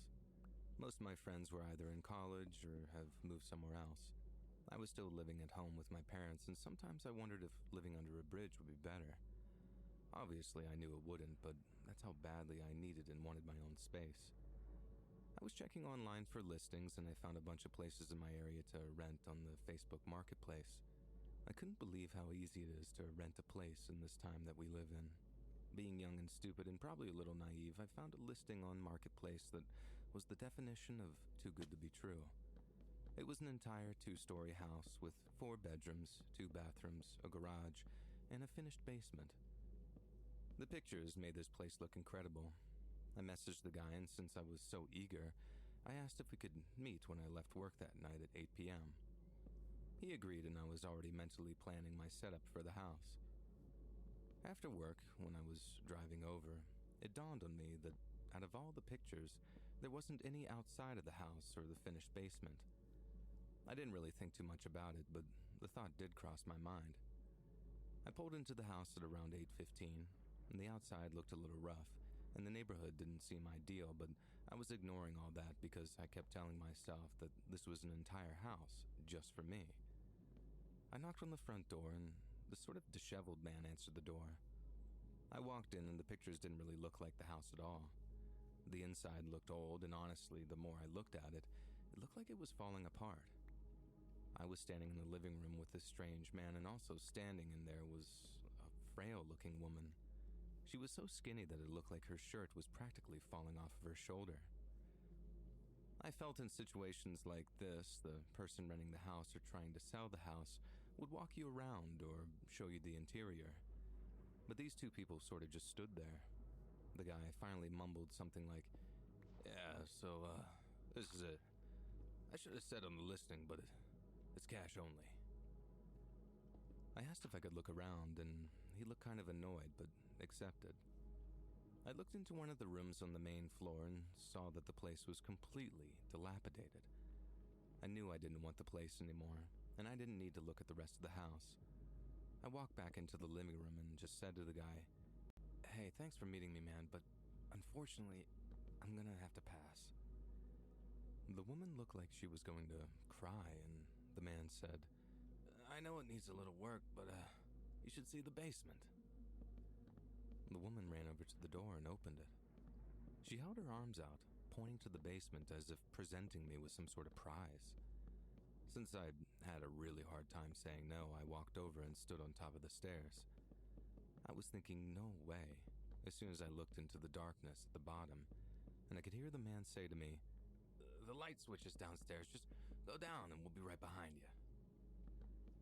The woman put her hand on my shoulder and just sort of lightly started to nudge me.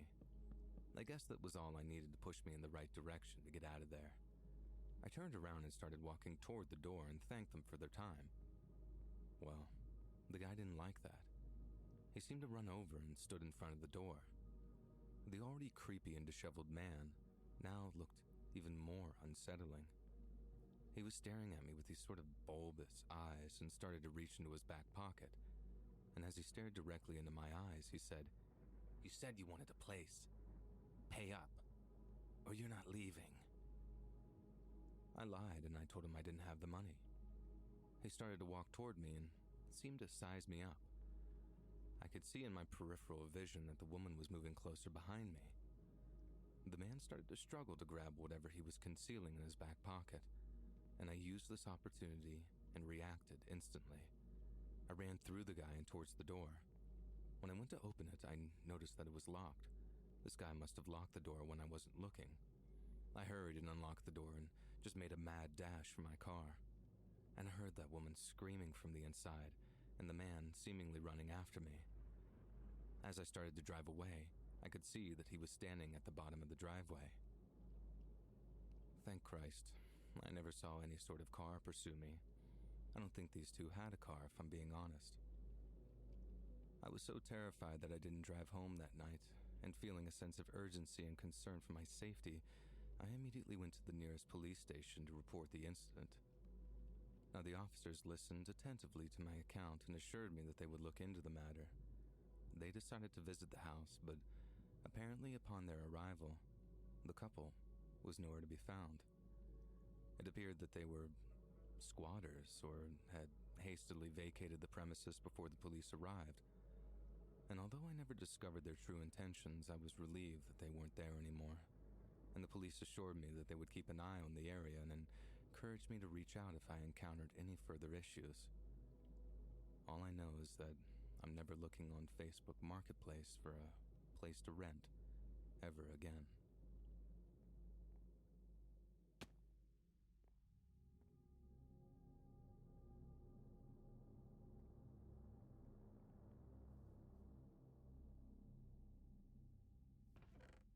Save big on all your back-to-school needs. All in the Kroger app. Get juicy red, white, or black seedless grapes for $1.40. Fresh for everyone. Prices and product availability subject to change. Restrictions apply. See site for details. A lot goes into taking care of your property.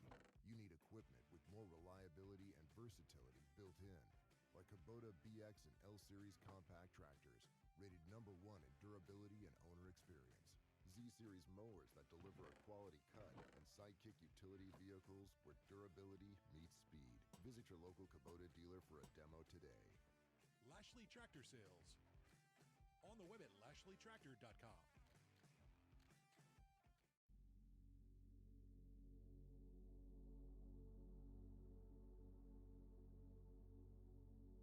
The events of this story took place just a few days ago, so they're still fresh in my mind. I suppose this story is more creepy and just flat out weird than scary, but the more I sit and reflect on it, the more I think to myself that this could have turned into a real nightmare. Just a little backstory first. I worked as sort of a freelance camera operator. Local artists, students, and even just random people hire me to record content for them. I have done everything from documentaries to weddings, and I even shot a short film about aliens for some guy. I'm not rich, but I make enough to pay my bills, and I get to do what I love. About a week ago, I got into a car accident, though, and my car was completely totaled. Now, on a side note, that was horrifying and could be its own story. An old lady fell asleep behind the wheel, crossed over the median, and hit me head on. The fear of seeing a car coming directly at you at full speed was one of the worst things I'd ever witnessed. Fortunately for me, that story ends there, and the old woman and I were left completely unharmed, thank God. However, my camera would not be so lucky. Along with my car being totaled, my camera was destroyed in the accident. When the woman hit me, due to the impact, the camera flew off my passenger seat and went right through the windshield. I ended up crying about my camera and not the car. The accident was on a Wednesday and I needed a camera for Saturday for a job that I was doing. I started to text everyone I knew to see if I could borrow a camera, but nobody had a camera that I could use. I thought that maybe I could use my iPhone camera, but I knew that that would prove to be more trouble than it was worth. One of the people I texted told me to check Facebook Marketplace. I loved the idea and was surprised that I didn't think about it sooner. I couldn't believe all the stuff that I was finding there.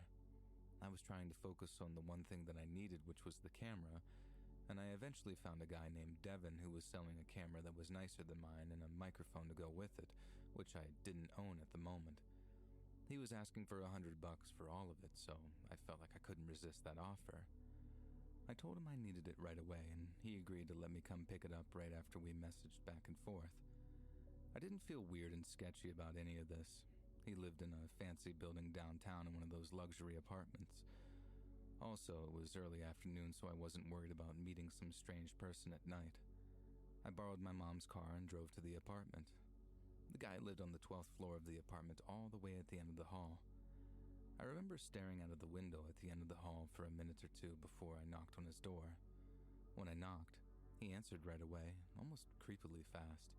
It was like he was standing there waiting for a minute. I walked in and he seemed like an alright guy. He was good looking and was dressed in really nice clothes.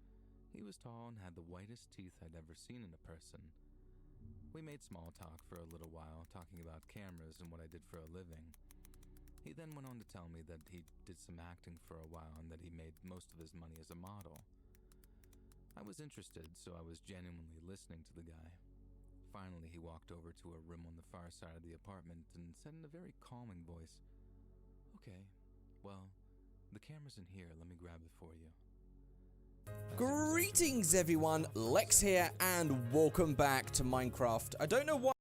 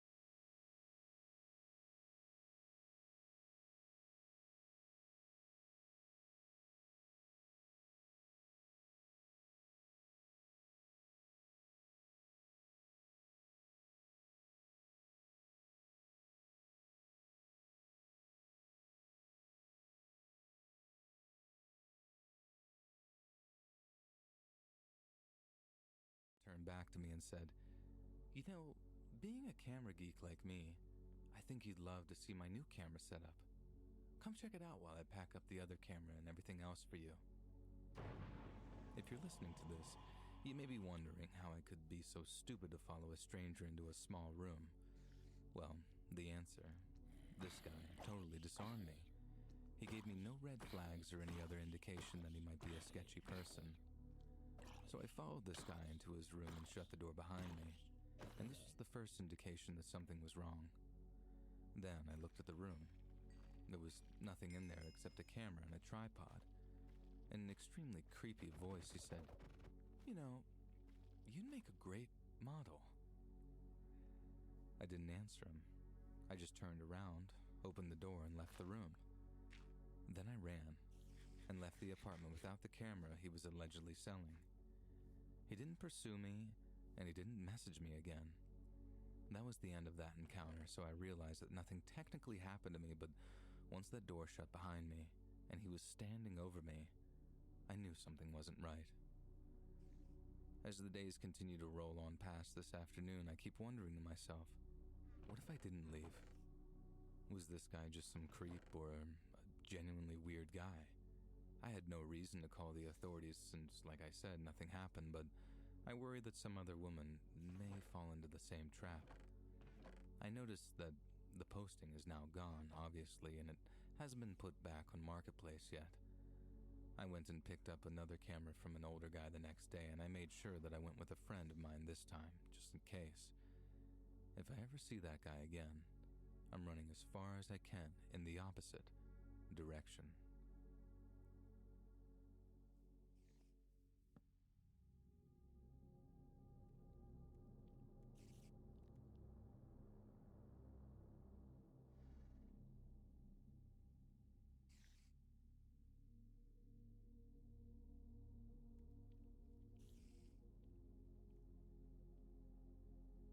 After graduating from college, I recently moved to a new town and I'm still trying to get settled in.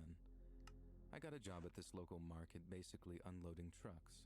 It pays decent and it's just a placeholding job until I can get another job in my field. More than anything, I like the scenery of the surrounding area of my job. The building is located right on the side of a lake, so when we're outside unloading trucks, I at least get to stare at the beautiful lake. When I moved here, I really didn't take much since I'm only in a small studio apartment. I have recently started picking things up every week to make my little apartment feel more like home. The one thing I don't have, and I severely underestimated the price, was a stand for my TV. Right now I have my 60-inch TV on the ground, and it looks sort of ridiculous. My friend from work told me to check out the Facebook Marketplace, and I gotta be honest, I was a bit on the fence. I remember growing up and everyone was talking about how sketchy places like Craigslist were, and I just assumed Marketplace was the new version of that. The friend who told me about Marketplace showed me a whole bunch of pictures on his phone of stuff that he bought on Marketplace for cheap. Basically, he got an entire living room set in perfect condition for $100. He explained to me that a lot of people are always looking to get rid of stuff, and sometimes they'll basically give it away for next to nothing. We searched for TV stands, and I was excited to see all the stands on Marketplace for way cheaper than I was expecting. The first one I clicked on, I loved. The stand was specifically for a 60-inch TV, and the woman listing it said that she needed to get rid of it right away because she's moving at the end of the month.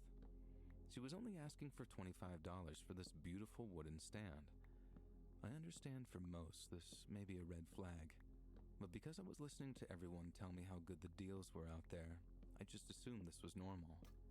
I didn't even bother looking at this woman's profile or any information, just the contact information in the post. I messaged her and got a response back within a few minutes. We exchanged some messages talking about the stand, and I told her that I wanted it, and this is where things started to get a little weird. Our schedules didn't line up, and she told me that she only had a few more days to get rid of the stand. I told her that I worked Monday through Friday from 6 a.m. to 3 p.m., but she worked from 2 p.m. to midnight, and I wasn't going to drive 30 minutes away at midnight when I have to wake up at 4:30 in the morning for work.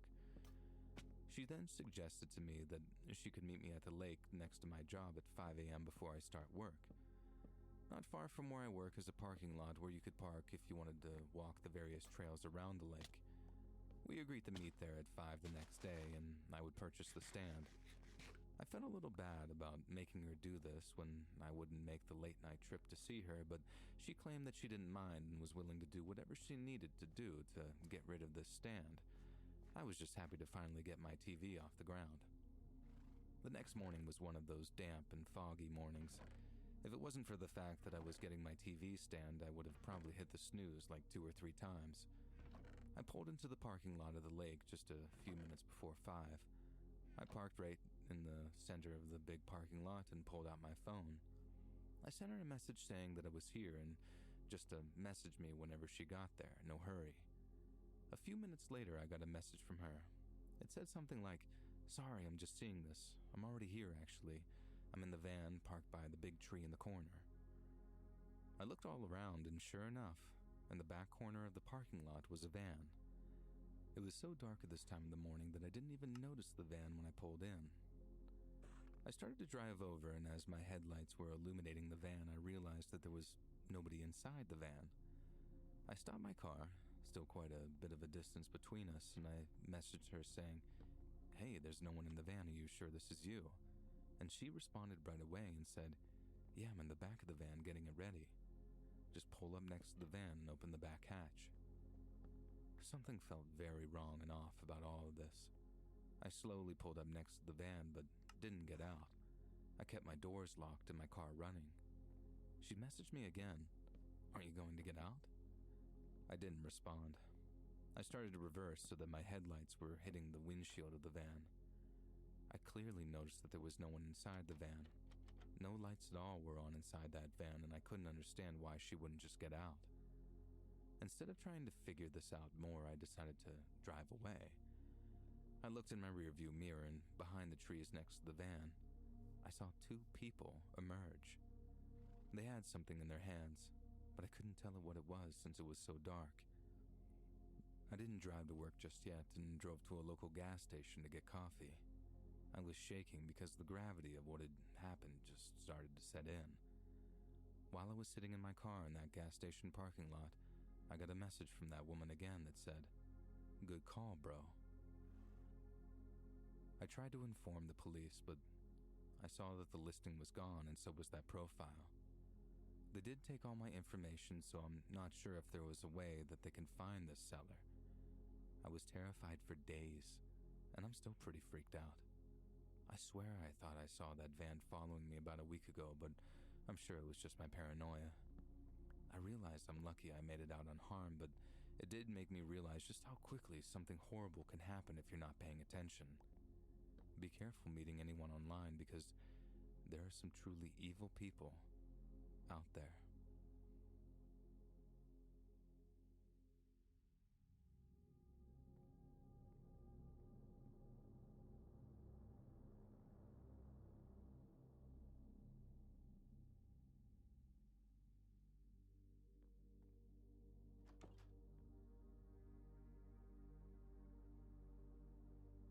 I've been dating my boyfriend now for over 4 years. We'll get married eventually, but we're waiting until we both finish school. The first year we were dating, my boyfriend and his little sister tragically lost their parents. And for their sake, I won't go into details. But ever since then, my boyfriend has assumed responsibility for his sister. Since he's 28 and she's only 16, he's been sort of a father figure and mentor to her for the last couple of years. She's a great kid, but given her age, she had an extremely hard time coping, and I could never blame her for that. Since we've been together for so long now, I try to give his sister guidance when I can and help out to create a loving household. Since we're all students, we often stretch our budget as much as we can. When she turned 16, all she wanted to do was get her permit so she could get her license. We did everything we could to make that happen, and even though she eventually got her license, unfortunately we couldn't afford to get her a car just yet. So I started saving a little money from every check, and so did my boyfriend. Eventually we had a couple of $1,000s on the side, and we were planning on buying a car for her birthday. I know it wouldn't be a great car, but I bet it would be nicer than the car that I got when I was 16. He suggested looking on Facebook Marketplace, which seemed like a great idea. Tons of garbage vehicles and a few nice ones, but when we inquired about the decent cars, they were either sold or we didn't get a response back. Finally, after about a week of trying to get at least a message back, a guy named Howard messaged me about the 2013 Chevy Cruze for $2,100. The pictures made this car look pristine, and Howard told us in the message that the car runs great and that it was his stepmother's car, and she moved out of state. He told us that she told him to sell all of her stuff that she didn't need, and they'll split the profits 50-50. I didn't care about any of that as long as they sold me a working car for my future sister-in-law. We set up a time to meet, and if we liked the car, we told him that we would buy it that day. He told us to come over after 8 p.m. since that's when he'll be out of work. That worked out well for us since we both had class during the day anyway. Obviously, we didn't tell his sister, and she was at a friend's house anyway, so that night we made the drive to go see the car. It was kind of far away, but we really didn't care. If the car was as good as the guy said, then we would have driven over an hour if we needed to. We got to the address that he gave, and it was nearly pitch black. The house was in the middle of nowhere, and it looked completely abandoned, if I'm being honest. I mean, there were boards in the windows. Clearly no one lived there, but my boyfriend can be a complete idiot sometimes. I told him that I didn't think that we were in the right place, and he told me that he thought we were, and maybe this guy is just super poor. I messaged Howard and said, "Hey, we're here, I think. It doesn't look like anyone else is here, though." About a minute later, he responded saying, "Oh, hey, yeah, I'm just finishing up getting the title for the car and everything. Come on inside, and I'll take you out back to see the car." I told my boyfriend that I didn't like this, and it seemed weird. He just always wants to see the good in people and told me not to worry. I begged him not to go inside, but he didn't listen. He told me to stay in the car if I didn't feel safe, so that's exactly what I did. When he got up to the door and walked in, I did see a faint light coming from inside, which helped me feel a little bit better. I got out of the car and moved to the driver's seat. I wanted to be able to drive away as fast as possible in case something wasn't actually right. And while I was getting into the car, I heard yelling coming from the house, and the sort of loud thud, like the sound of something breaking. I froze, just staring at the dark house. And seconds later, my boyfriend ran outside. He was screaming for me to drive, and that memory of him screaming for his life still cuts me inside and makes me sick. He basically dove into the passenger seat as 4 men ran out of the house. My boyfriend wasn't saying anything other than screaming the word "drive, drive," and I drove extremely fast in this rural area until we finally got into a more suburban part of town. And he finally started to catch his breath, and that's when he told me what happened. He said he walked in, and before he could even get any words out, someone hit him over the head with something, and he said he instinctively turned around and pushed someone to the ground, and that was the loud thud that I heard. He said that he instantly ran to the car. He said he didn't even realize that there was more than one guy until he saw all 4 of them come out of the house as we drove off.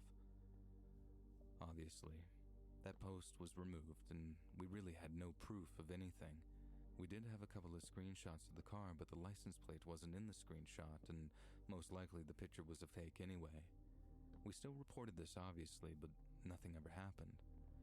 It gives me nightmares thinking about the possibility of how many times this worked.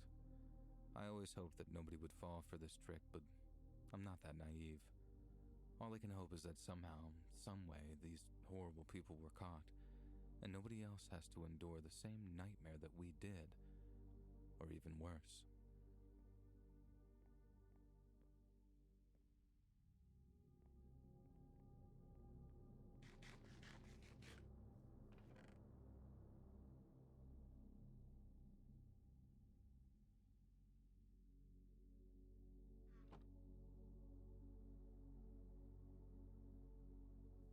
Breakups suck.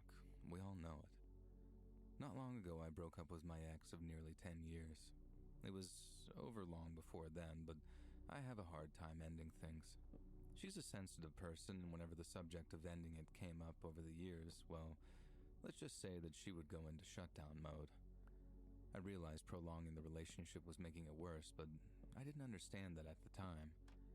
I also want to mention, to protect everyone's privacy, that I won't be using names or locations in the story. I'm still close with the family, and they've already dealt with enough in their life, and I don't want to bring more stress in there. When I finally ended it for good, it went about as well as you can imagine. She took it horribly, and it was a few rough weeks of fighting, crying, and even some threats. But eventually, the split was final. She moved in with her aunt, who lived about an hour away, I think, but I'm not exactly sure. Since I stayed in the house, I ended up giving her a lot of the furniture, which was fine with me. I make decent enough money that I could afford new couches and whatnot. I planned on going to one of the big chains to get all of my new furniture, but in the short term, I needed something in my house to sit on since I was watching TV in a lawn chair. I looked on Marketplace to see if I could find anyone who was just trying to get rid of some furniture. What I found was this super ugly yellow love seat. I know that sounds disgusting, but I have this weird fascination with the color yellow, so I was all about it. But the most exciting thing to me was that the woman was selling it for $40, and it looked like it had never been sat on before. I messaged the woman and set up a time to come see the love seat. She lived about 40 minutes away, but I didn't mind the drive. I drove out to the small house that sat in a sort of semi-secluded area. I knocked on the door, and an elderly woman answered. I told her that I was there for the love seat, and she looked scared. She screamed that she didn't know who I was or what I was talking about, and she slammed the door in my face. I went back to my car and checked the address in my messages. This was clearly the address, so I messaged her and told her that I was there, but a woman closed the door on me. This woman responded several minutes later and said, "Oh my gosh, I'm so sorry, that's my grandmother. I live in the garage out back. Just walk out back and come on in." I was a little annoyed, but I wanted that love seat, so I made my way to the garage that was in the backyard, as she said. I knocked on the door, and this sort of muffled voice responded saying, "Come in." So I walked in and looked around, but I didn't see a love seat, and in fact, the inside was just a normal garage. I shouted hello, but I didn't hear an answer. And just as I was about to leave from an adjacent room, a small person seemed to charge me. This figure had enough of a surprise start on me that she was able to jump on me, knocking me off my feet. She was wearing something on her head, and it was dark in the garage, so I wasn't able to see her face. She was yelling and screaming, and finally whatever it was came off. And I saw. It was my ex-girlfriend. I'm not even joking. I was so flabbergasted, and I was able to push her off, and instead of running, I just got up and started yelling at her. Her tone changed instantly from erratic to crying her eyes out. I went over to try and console her, even though I was furious and very, very confused. She was uncontrollably crying. I was trying to calm her down, and that's when it happened. She pulled out like some box cutter or something like that, and just cut my shoulder. In that moment, I screamed, wincing in pain, and ripped the small blade out of my shoulder and just threw it to the ground. I started to howl, and in the 10 years of knowing this woman, I'd never seen her act or sound like this. She grabbed the blade off the ground and started to slash the air in front of me. I think she was trying to make contact with me, but in between all of her sobs, she was just thankfully unsuccessful. I was able to get to my feet, running to my vehicle screaming, and I called the police right away and informed them of what had happened. They showed up pretty quickly, and thank God she was arrested. Getting attacked was horrifying, but watching someone I care about be taken away by the police was incredibly traumatic. The woman I watched get put in the back of the police car was not the same woman I used to love. I still can't believe her plan actually worked. There was no guarantee that I would ever check Marketplace for furniture, but I did. She knew I would be attracted to this ugly yellow couch if I did, and she was right. She told me that she was moving in with her aunt, which was true. Her aunt lived several houses down from that poor elderly woman who had to deal with the fallout of all this nonsense. And the last thing I knew was that she was being moved somewhere to get treatment. I decided not to press criminal charges, and I'm even helping with some of her medical bills. Sometimes it's the people closest to us that can cause us the most harm. I don't know what clicked off in her brain that made attacking me seem like some sort of solution. I feel terrible for her, and I truly hope that she gets all the help that she needs.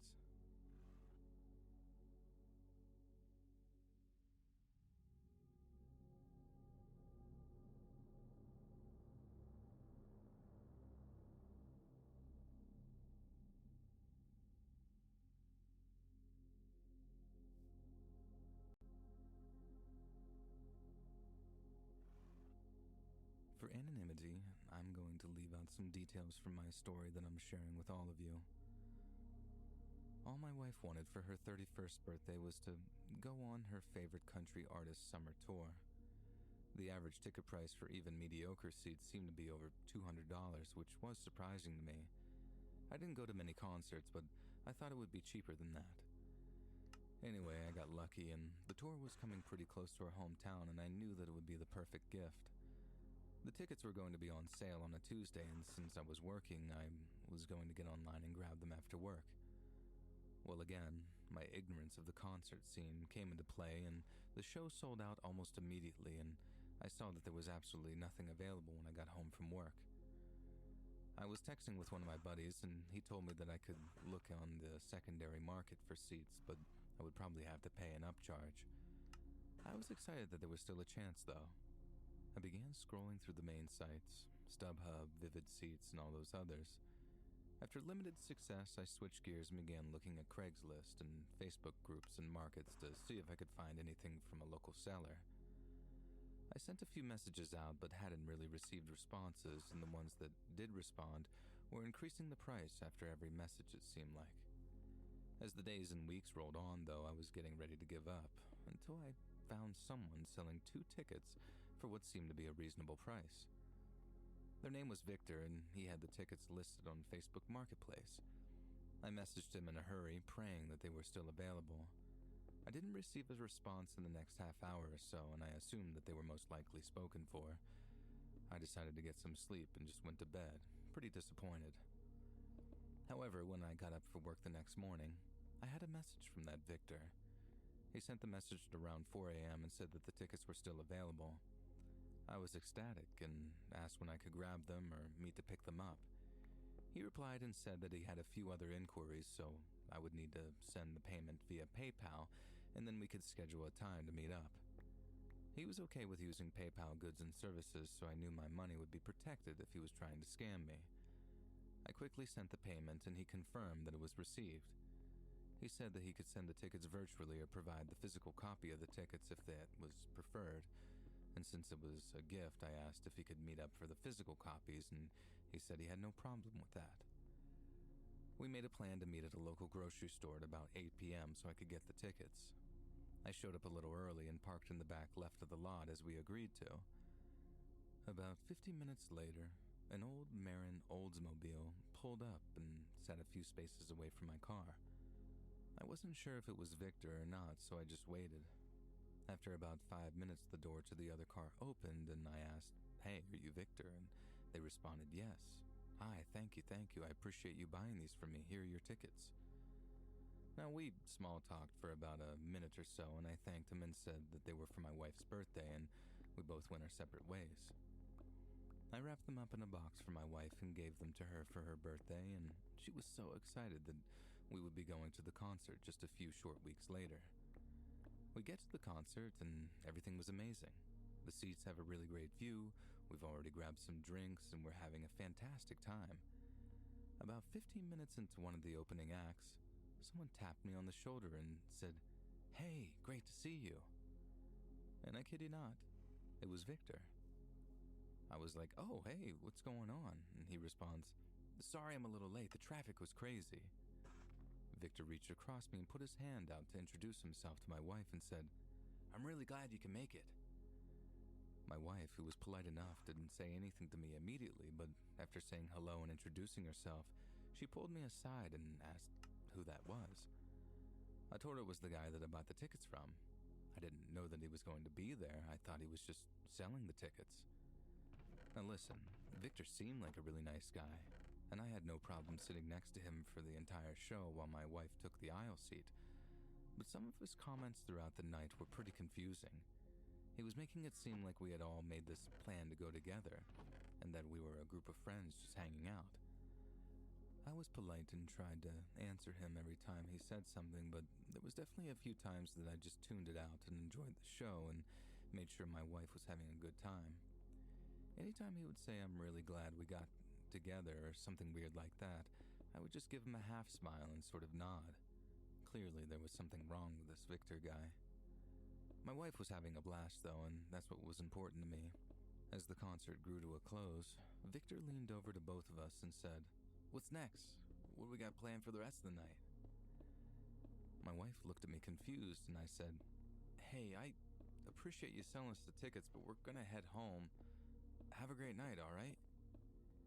I got up and grabbed my jacket as my wife did the same. We started to walk up the aisle, and I felt something grab my arm. It was Victor. And before he could say anything, I said, "Hey, what's wrong with you? I don't even know you, man. Why don't you just leave us alone, all right?" At that moment, I was pretty angry. And after a night of appeasing a complete stranger's notions, I think my patience had grown a little thin. But as we left, I felt bad and regretted having yelled at him.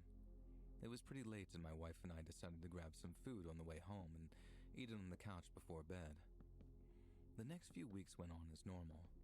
My wife and I were both busy with work and had a ton of things to do around the house with any free time that we had. I remember going to bed really early one night and trying to read to fall asleep when I got a Facebook alert on my phone. It was a message from Victor saying, "Hey, I had a nice time at the concert with you and your wife. I'm sorry if I overstepped, but I'd like to get a chance to, get to know you both better." I deleted that message and I blocked his account instantly. I was now creeped out. I didn't really use social media all that much, and this was why. Weird people on the internet. I'm gonna be honest. The message creeped me out, and it was on my mind a lot over the following days. But eventually, as all things do, it began fading slowly from my mind. About 6 or 7 weeks after the concert, my wife and I were sitting on the couch, messing with our phones, and our dog started going absolutely crazy as there was a loud pounding on the door. Outside of a few immediate family members, we never have anyone over as our Akita is old and not the best at meeting new people. I told my wife to stay where she was, and I would go through the garage to see who it was. As I opened the garage and went towards the front door, my heart sank. I saw that it was the weirdo from Facebook Marketplace, Victor. And I was at a loss for words. But I think I finally muttered out something like, "What the hell are you doing here?" He said something along the lines of, I know, I'm sorry, I shouldn't have showed up unannounced, but I have tickets for next week. The show, and I thought you and your wife might want to go." He had a huge and uncomfortable looking smile on his face. I asked him how the hell he knew where I lived, and he said he got it from the PayPal transaction. I told him that if he ever came to my house or my family again, I'd call the cops and let him meet my 200-pound dogs that he could hear going crazy inside the house. His smile turned to a frown, and he said, "We'll see," and walked away. I took a few moments outside to collect myself and went back inside. My wife asked me who that was, and I told her it was just UPS and that I got another package. For the next few nights, and even weeks, I felt like something was off. I noticed the motion lights going on more frequently. I felt like I heard scratching or creaking outside of doors and windows, but I chalked it all up to the idea that I was just hypersensitive and hyper-focused on some psycho showing up in my house. Thankfully, we hadn't had any additional incidents or run-ins with Victor, but I know that I will never buy anything from Facebook ever again.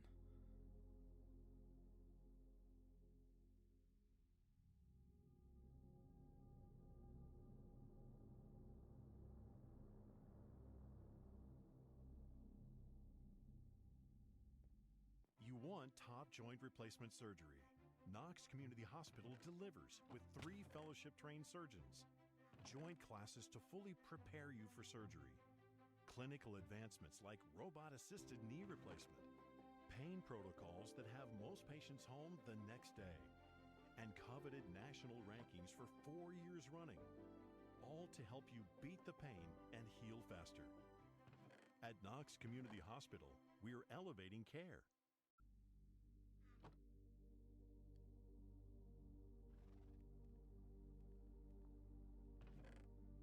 Going through a hard breakup can make you do some things you're not proud of. For a lot of people, it's going out and meeting someone to rebound, which is never a good thing.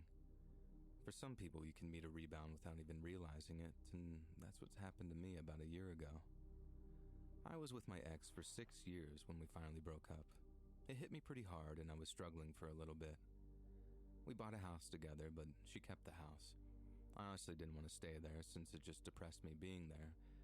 And so, with my now limited funds, I found myself a cheap place to rent until I could get on my feet and afford a nicer spot. I literally let her keep everything when we broke up, so I didn't have really anything to my name. I found a month-to-month place to rent on Marketplace, and that's when I realized that there was a ton of stuff on Marketplace to actually buy. I bought a couch, a recliner, a TV, and anything you could really think of, and I felt like a king saving all this money. The one thing I didn't have, though, was tables and chairs, which made it sort of hard to have people over to either play games or just even eat food. I found this girl, we'll call her Leah, who was selling a table and chairs, and they looked nice and in great shape, so I messaged her. Now, long story short, I went and looked at the tables and chairs, and they were beautiful. While I was there loading up the chairs in my truck, I started talking to her, and it turned out she also just went through a horrible breakup, and she was just unloading a bunch of stuff. Well, our small talk turned into 2 hours of laughing and joking in her driveway. We ended up exchanging numbers and set up a little date to go out and grab a drink that weekend. I was excited about this since I felt some sort of connection with her. Well, the date went well, and we went back to her place after the bar.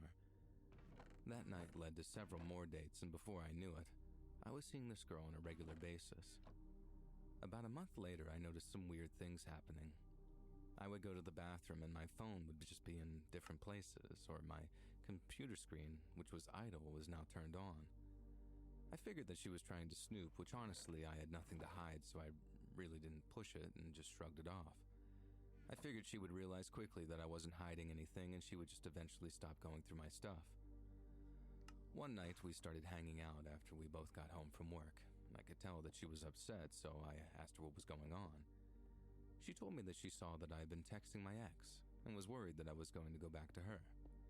For context, I texted my ex asking her if she received my doctor's bill in the mail since I hadn't received it yet, and she responded by saying, "No, I'll let you know if it shows up."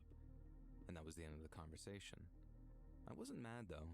I understand that some people have severe trust issues and how that can be tough. I thought I explained it well to her that I wasn't mad and that she could always talk to me about this stuff. And the rest of the night was fine.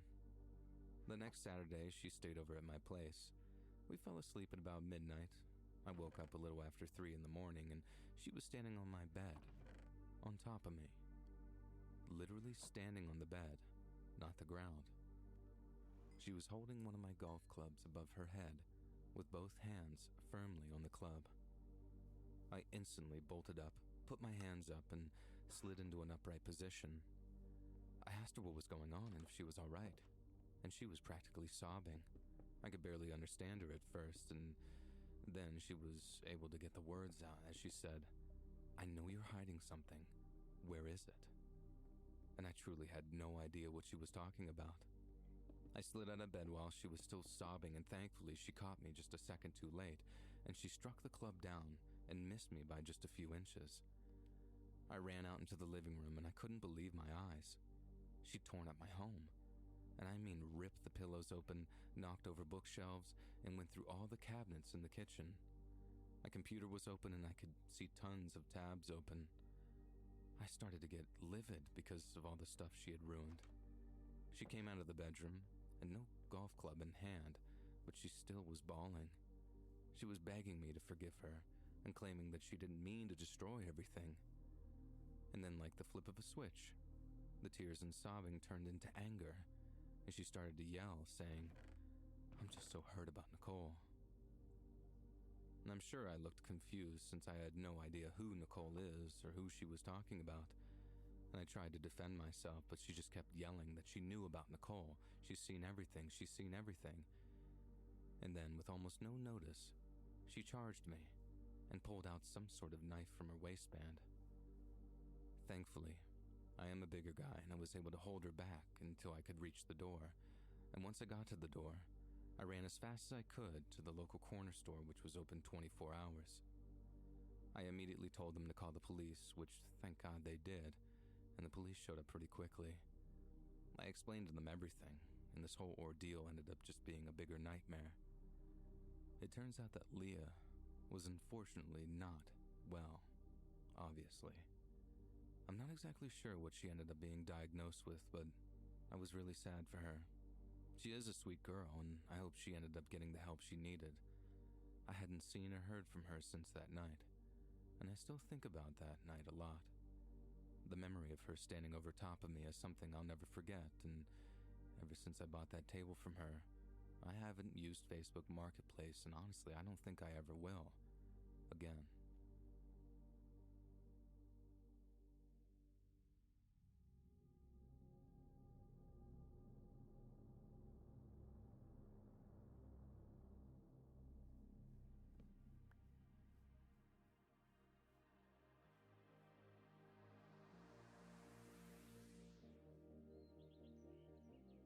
Hey friends, thanks for listening. Click that notification bell to be alerted of all future narrations. I release new videos every Monday, Wednesday, and Friday at 7 p.m. Eastern Standard Time. If you got a story, be sure to submit them to my subreddit, r/Let'sReadOfficial, and maybe even hear your story featured on the next video. And if you want to support me even more, grab early access to all future narrations for just $1 a month on Patreon, and maybe even pick up some Let's Read merch on Spreadshirt. And check out the Let's Read podcast, where you can hear all of these stories in big compilations and save huge on data, located anywhere you listen to podcasts. Links in the description below. Thanks so much, friends, and I'll see you again soon.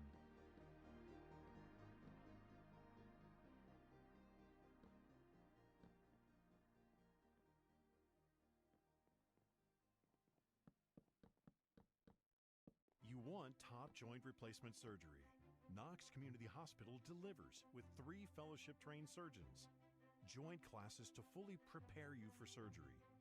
Clinical advancements like robot-assisted knee replacement. Pain protocols that have most patients home the next day. And coveted national rankings for 4 years running. All to help you beat the pain and heal faster. At Knox Community Hospital, we're elevating care.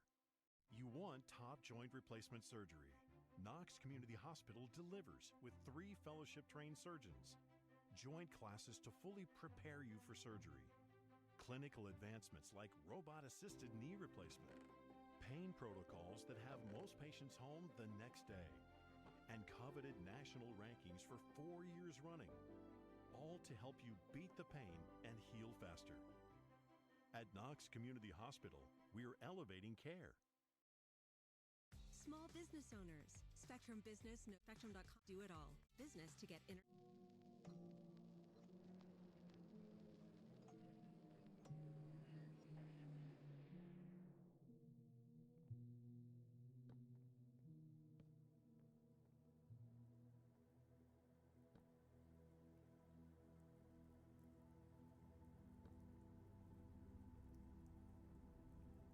In mid-October of 1972, Louisiana Congressman Hale Boggs packed his bags and caught a flight up to the largest but youngest state in the Union, Alaska.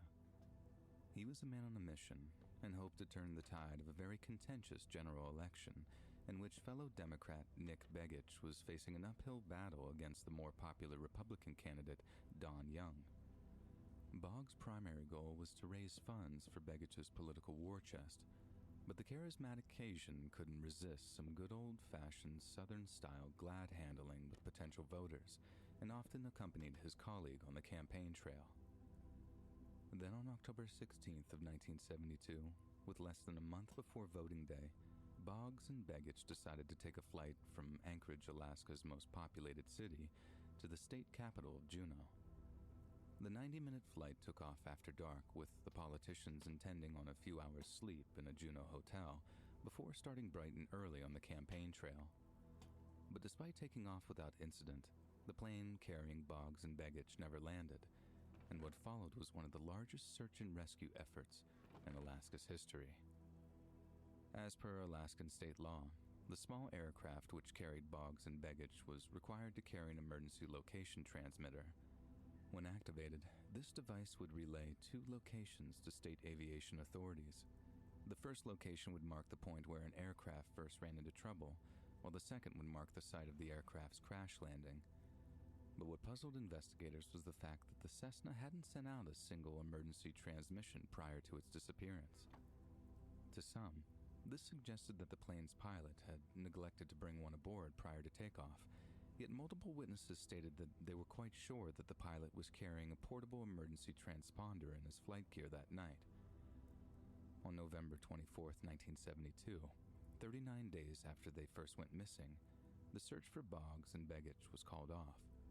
Both were later declared missing, presumed dead. Aviation investigators concluded that there was no way the pilot had a transponder on his person, or he'd have most certainly activated it at the first sign of trouble. The only other explanation would be some kind of catastrophic mid-flight event, such as a collision with another aircraft or some kind of surface-to-air missile strike. Yet in more than 5 weeks of searching, not a single scrap of airplane debris was ever found. To some, the deaths of Congressman Boggs and Representative Begich are a tragic but isolated mystery. Yet to others, it's just the tip of a deep and very terrifying iceberg known as the Black Triangle.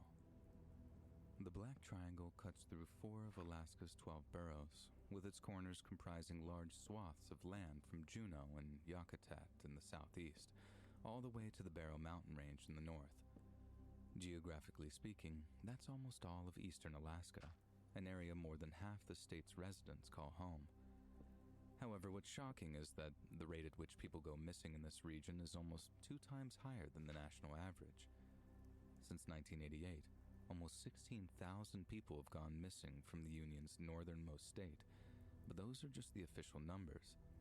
Others say the number of missing people is closer to 50,000, and that the discrepancy is due to poor management or a deliberate cover-up. However, Alaskan missing persons agencies have been quick to downplay such speculation.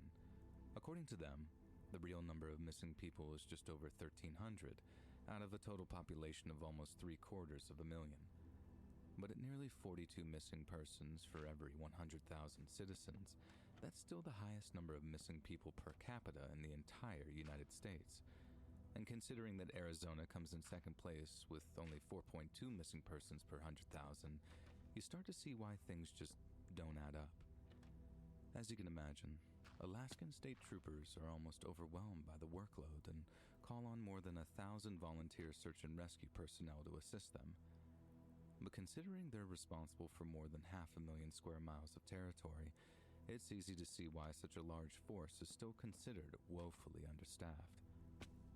Shaden Lowry, a professional wilderness guide with the Wrangell St. Elias National Park, spoke to the unique nature of search and rescue operations within his home state.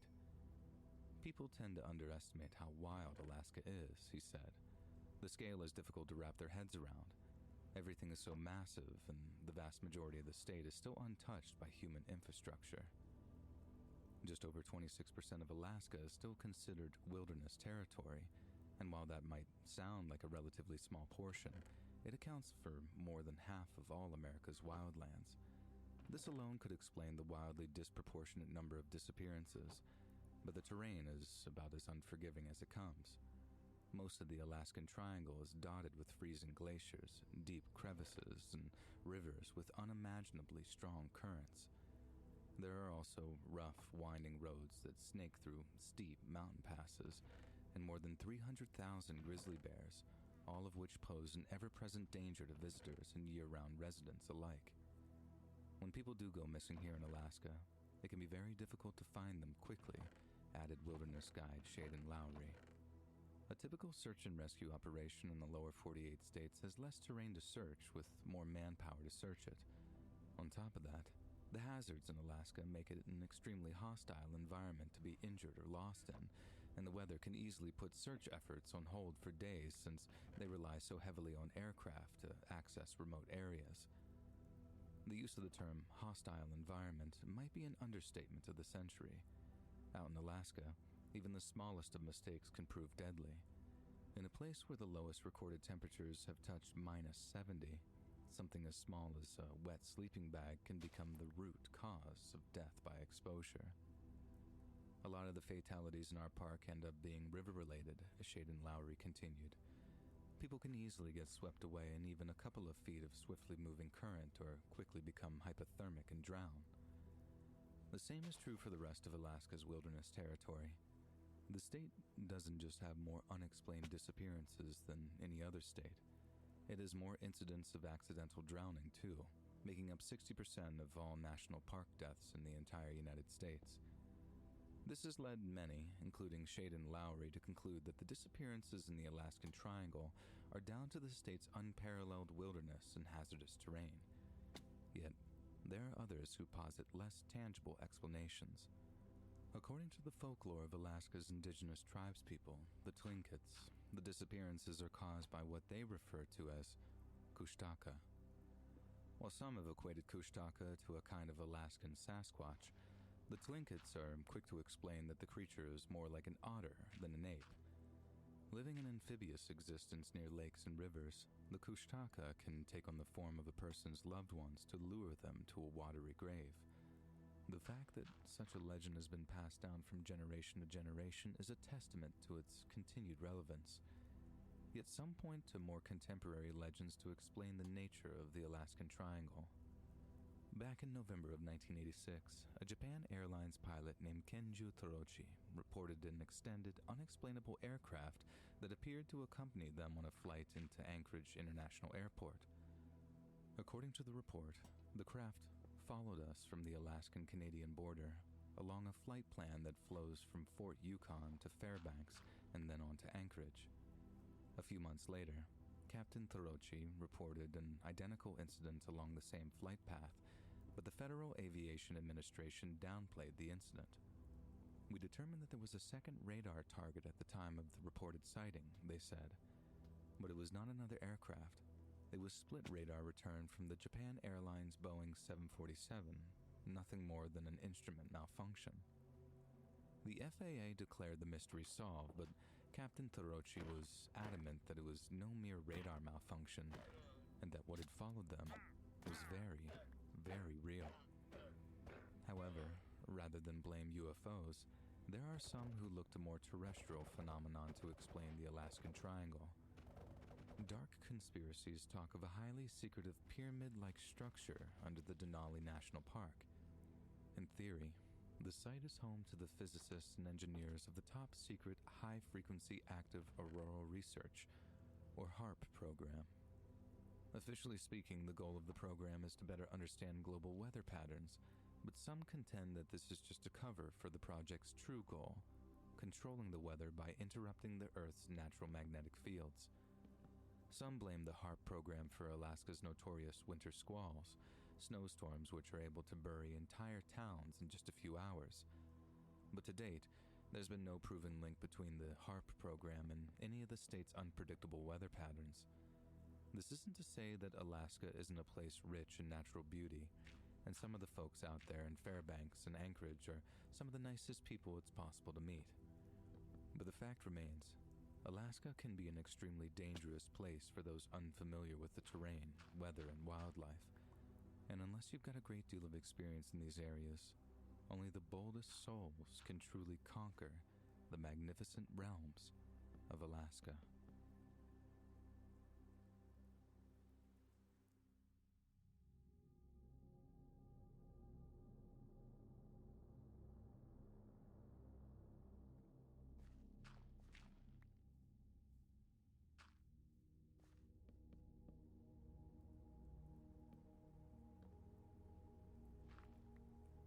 In 2015, 34-year-old Seth Ellingsworth was working a shift at the Hanford nuclear site in his home state of Washington when he suddenly detected an unusual odor. Not long after, he noticed a drastic change in his respiratory health. "I started having breathing problems," said Ellingsworth, "and it hasn't gone away since." Seth went from being a healthy, active father of 4 to a sufferer of reactive airway disease in a matter of months. As the condition became worse, he became unable to work. He now takes a cocktail of drugs and steroids, including sofirlacast, prednisone, and corticosteroids, while being forced to use a bronchodilator on a daily basis. But what did Seth encounter that proved so catastrophic to his health? More than 70 years ago, the Hanford site was charged with producing plutonium for America's arsenal of nuclear weapons. Today, it is managed by the Department of Energy through its contractor, Washington River Protection Solutions, who were awarded a jaw-dropping $110 billion contract to clean up 56 million gallons of chemical and nuclear waste. The effort will require 177 concrete-lined underground tanks, and filling them is expected to take half a decade. However, there's one significant problem. The tanks are leaking, and the noxious toxic waste trickling out into the soil contains chemicals that have been proven to cause brain cancer and lung damage. In 2016 alone, 61 of the site's employees were listed as being exposed to near-fatal doses of chemicals, prompting one nuclear expert to call it an underground Chernobyl just waiting to happen. Over the past 2 decades, the U.S. Department of Energy had conducted almost 20 different studies of the Hanford nuclear site. Every one of them has exposed significant health risks to those employed there. Airborne toxins far exceeded occupational limits, and a definitive link was established between exposure to toxic vapors and tissue damage in a worker's lungs. Washington-based physician Dr. Brian Campbell said he evaluated 29 of Hanford's employees, only to discover, and I quote, "some of the worst cases of dementia that I've ever seen in young people, and more likely than not, it's caused by the exposure they had at Hanford." Dr. Campbell has also claimed that the Department of Energy is trying to sweep the findings under the rug to downplay their own failings and culpability. In spring of 2016, NBC News reached out to dozens of Hanford employees, both past and present. 20 agreed to discuss the devastating effects on their health. One former worker, Diana Gregg, claimed to have developed tremors on the right side of her body, while Lonnie Petit had been diagnosed with severe nerve damage. "Sometimes the pain gets so great I just pass out," he told a news network. Another ex-employee, Mario Diaz, claimed that he was losing his memory and that breathing was becoming increasingly difficult. "The worst part is they didn't share what they knew," Mr. Diaz said. "They knew it was hurting us, but they didn't tell us." Mr. Diaz was told over and over that he was working in a safe, controlled environment, but as he and so many others now know, that simply was not true.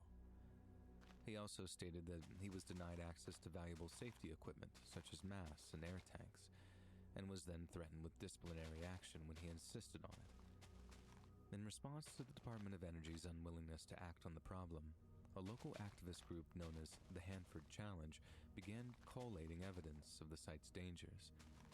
They've since claimed that 3 local deaths have an undeniable link to incidents of chemical exposure at Hanford. One of these unfortunate souls was a guy named Gary Saul. Gary passed away in 2011 after a long and painful battle with premature dementia.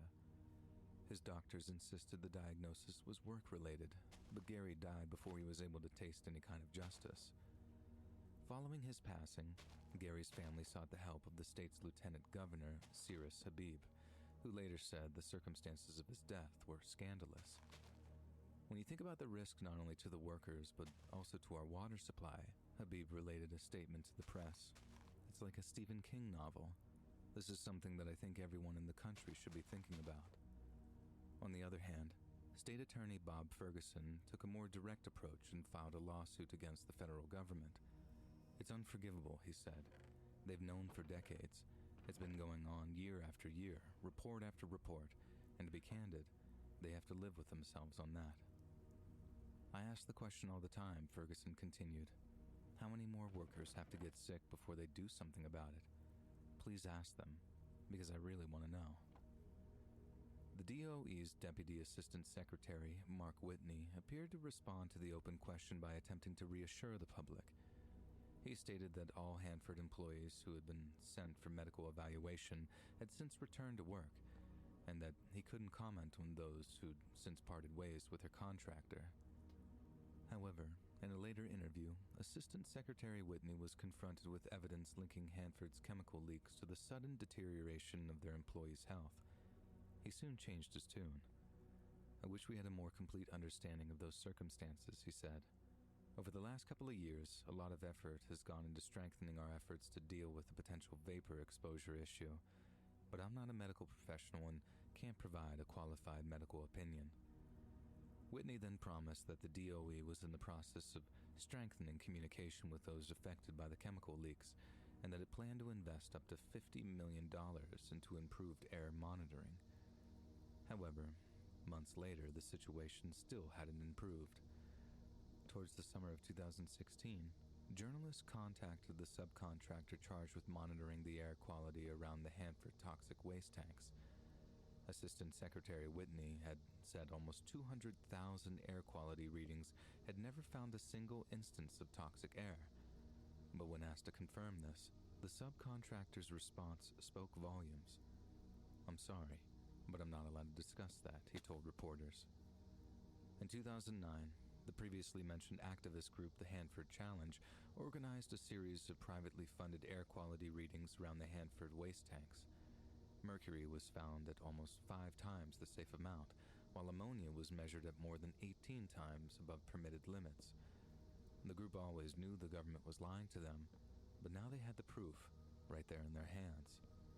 Assistant Secretary Whitney was quick to make excuses. "I'm not aware of what workers were told, and I don't know anything about those readings," he told reporters. "They could have been taken at the top of a 20 or 40-foot stack where workers wouldn't be."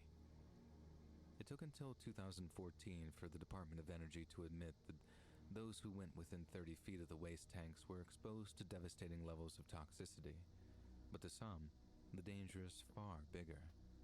Seattle-based investigative reporter Susanna Frame says a buildup of vapor in the waste tanks has the potential to spark a catastrophic man-made disaster. "If you care about this country, if you don't want a nuclear disaster, you should care about Hanford," she said, and many would argue that she's right. You see, Hanford is located right on the banks of the Columbia River, which flows down from the Cascade Mountains in the north before snaking east through the city of Portland. If an explosive chain reaction sees the Hanford waste tanks burst, millions of gallons of toxic chemical waste could spill into the river, contaminating the water supply of more than 1 million Americans and turning the entire region into a lifeless, toxic wasteland. Washington River Protection Solutions has since reached an agreement with workers' unions, promising to provide air tanks to all relevant employees. But to many, the policy change comes a day late and $1 short. "Our lives don't matter to them. It's just business," said one former employee. "It costs more money to protect us than it does to fight us." And so with that in mind, you might want to avoid the area around Hanford, especially the town of Richland, which lies just downstream of it. But in the years to come, if Hanford doesn't get on top of their toxic waste leaks, you might want to avoid the entire upper reaches of the west coast of America.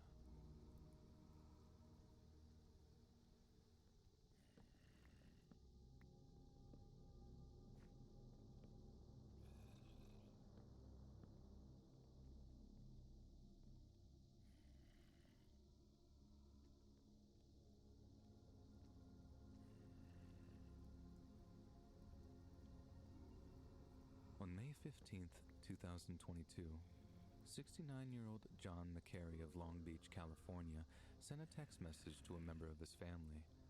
He told them that he was headed out on a few errands and would call once he returned. John was never heard from again. 3 weeks later, his car was found abandoned on Lake Hill Road near Panamint Springs, and just a quarter mile away lay John's severely dehydrated corpse. It's not clear why he stopped his car that day, but he did so in a place known all over the world as Death Valley. Carving through the deserts of eastern California, Death Valley is widely believed to be one of the hottest places on Earth. Having originally been home to the Timbisha tribe, the valley received its English name during the Great California Gold Rush of 1849. Dozens of pioneer wagon trains would venture into the valley, never to return, and their fellow travelers learned quickly to either avoid it or cross it overnight. On July 10, 1913, the United States Weather Bureau recorded a high temperature of 134 degrees Fahrenheit, 56.7 degrees Celsius at the valley's Furnace Creek, which stands as the highest ambient air temperature ever recorded on the surface of the Earth.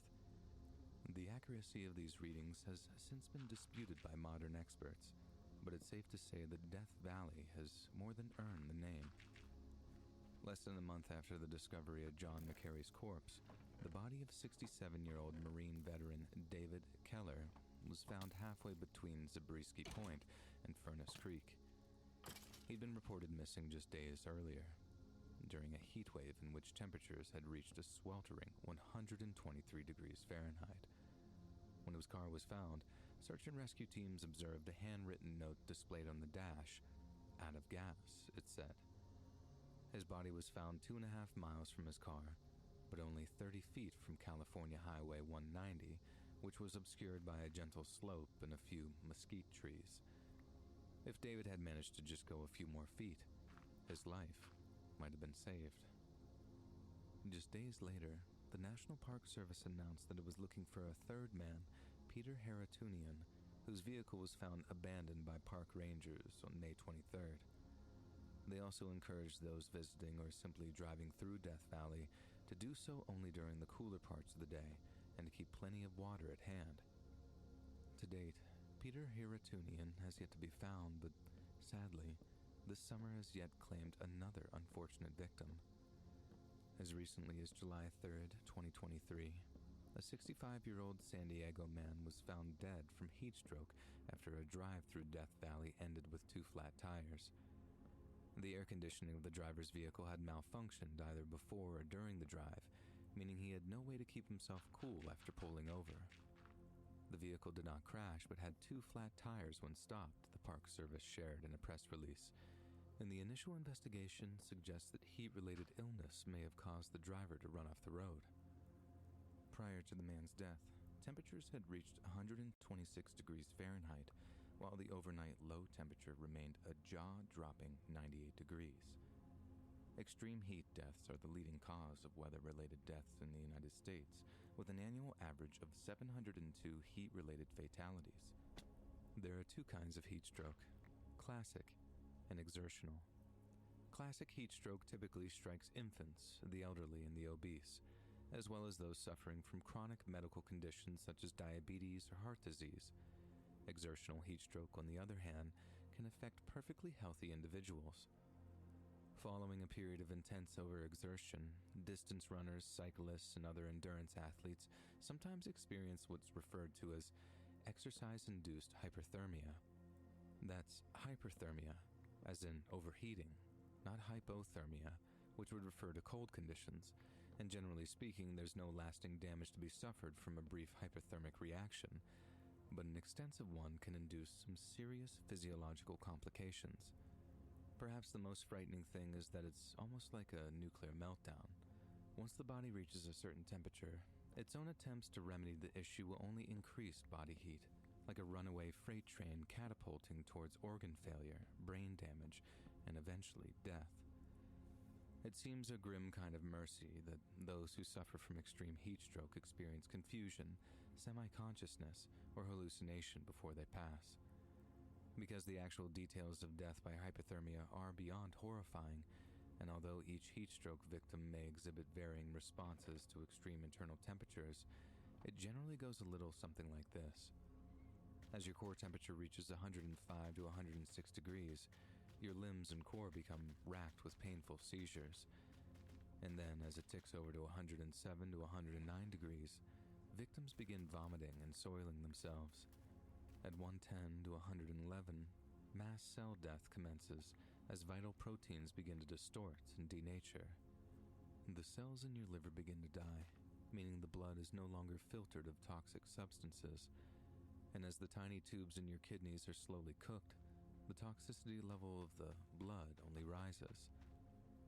The large but delicate Purkinje neurons in your brain begin to break down, meaning your heartbeat becomes irregular and arrhythmic. Muscle tissue begins to degenerate, while blood starts to leak from vessels all over your body. Those who survive this long will begin to see blood in their vomit, and as holes form in the upper and lower intestines, other secretions become tinged with hemorrhaging blood. In a last-ditch effort, your circulatory system responds to all the damage by clotting your blood, thinking your vessels have been severed. This triggers what physicians call a clotting cascade. As your insides liquefy and congeal, purple hemorrhagic spots appear on your skin. Those, the bloody vomit, and your convulsions are the only external hints of the total devastation suffered by your internal organs. And that's how those who die in Death Valley spend their final hours, overcome with confusion, racked with pain, cooking from the inside out. So this summer, wherever you might be, please remain as safe and hydrated as possible, because for many, an afternoon's drive through a dusty desert valley might just be their last.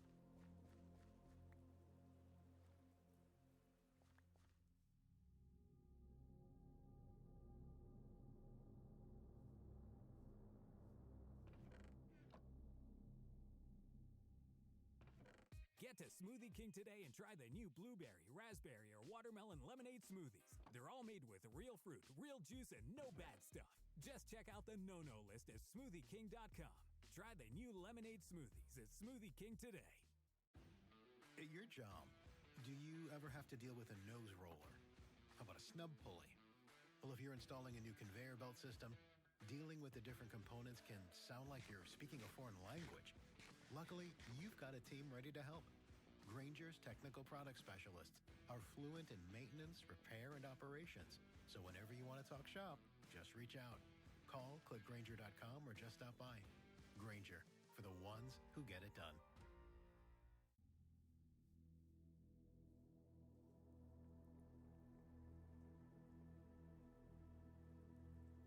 There's a district in the city of Los Angeles that's officially known as Central City East. Covering 50 blocks east of downtown, Central City East is home to many of LA's budding artists who make use of the neighborhood's cheap housing while commuting to the neighboring arts district. For this description alone, Central City East might seem none too dissimilar to many other districts and cities around the world. However, for almost 100 years now, it's been a hotbed of homelessness, drug trafficking, and serious violent crime, all while being referred to by another, much more notorious nickname, Skid Row. The term Skid Row is actually derived from an old logging term. Lumberjacks would transport their lumber to a nearby river by sliding them down roads made from greased skids. These lumberjacks would then wait there for transportation back up the hill, and by extension, the term began to be applied to places where people with no employment or prospects gathered in large numbers. Towards the end of the 19th century, the area that would become known as Skid Row was surprisingly prosperous. California was still in the process of being settled, so the demand for temporary laborers was nothing short of astronomical. Legions of seasonal workers would flood the town during harvest time, and the vast majority headed for Central City East, which was home to a number of cheap hotels, theaters, and taverns. But as the demand for work began to dry up, and more of the district's denizens found themselves out of work, severe social problems began to develop. By the 1930s, Skid Row was home to as many as 10,000 unemployed laborers, many of whom turned to drugs, alcohol, and criminality for relief. By the late 1940s, the social contagion seeping out of the area drew the attention of long-serving police chief Clements B. Harrell. Harrell initiated what he referred to as a blockade raid, meaning the entire area was sealed off by police officers, before a dragnet of others swept through the district to pick up pimps, escorts, and dealers. More than 350 people were arrested in what Chief Harrell called a resoundingly successful operation, and to his credit, crime statistics from the period showed a marked drop in violent crime. But the issue was never really cleaning up the neighborhood. It was making sure that it stayed clean. By the mid-50s, the city of Los Angeles had launched several social welfare programs in a bid to rehabilitate Skid Row and its image. A number of so-called sober houses were opened, and the district seemed to take on a redemptive nature rather than a destructive one. But as many suspected, the changes didn't last, and as the psychedelia of the 1960s washed over California, Skid Row once again descended into chaos. By the mid-70s, Skid Row was once again out of control. However, instead, the strong-arm tactics of their forebears, city officials stunned LA citizenry by abandoning the district altogether. In 1976, Skid Row was declared a containment zone, where homelessness and a small-scale narcotics possession would be tolerated. The move coincided with a huge cut in funding for the area, meaning many residents had to rely on charity to get by. It was also around this time that Skid Row's population saw a massive influx of homeless Vietnam veterans, men whose PTSD and drug addiction made them very dangerous individuals. While it was certainly unsafe for outsiders to wander around Skid Row, those who called it home were also victimized with chilling regularity. On 2 consecutive nights during November of 1964, the bodies of 2 homeless men were found with multiple stab wounds. Each had been murdered where they slept, and the level of violence applied during the attacks was shocking to even the most hardened of homicide detectives. But without any idea of who their suspect was, both cases eventually just went cold. And 10 years later, the murders started up again. Only this time, the circumstances were considerably more frightening. From December 1st of 1974 to January 31st of 1975, the bodies of 8 homeless men were found stabbed to death in the alleys and back streets of Skid Row. Each victim had their throat cut from ear to ear, and at each crime scene, their killer had collected a cup of their blood before leaving it next to their lifeless corpses. There was evidence the killer had consumed some of the victims' blood, but with the murders occurring prior to the advent of DNA forensics, such evidence was next to useless. The media dubbed the killer the Skid Row Slasher, and rushed to share police reports that the killer had left a ring of salt around the bodies of some of his victims. This led some to speculate that the murders were related to witchcraft and Satanism, and while the public obsessed over such salacious rumors, the LAPD turned to the FBI's criminal psychologists for assistance. Federal agents estimated that the killer was a white male in his late 20s or early 30s, 6 feet tall and 190 pounds, with shoulder-length stringy blonde hair. He was also described as a venally impotent, poorly educated loner who vented his own feelings of worthlessness on hapless derelicts and down-and-outers. He strongly identifies with the derelicts and drifters he kills, and we think he's trying to resolve his own inner conflicts by turning his wrath and hatred outward. The profile proved to be shockingly accurate. When the LAPD finally found their suspect, he was almost exactly as federal agents had described.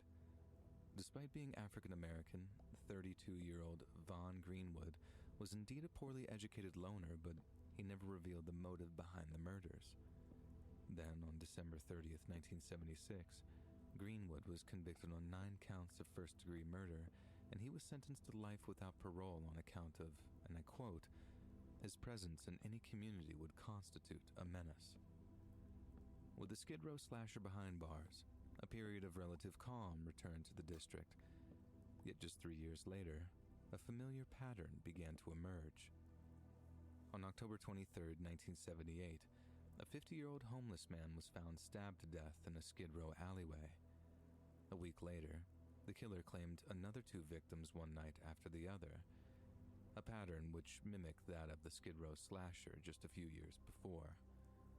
The following week, the spree intensified with terrifying speed when 3 homeless men were stabbed to death in the space of 7 days, one of the murders occurring right outside LA City Hall, prompting outrage from the public and politicians alike.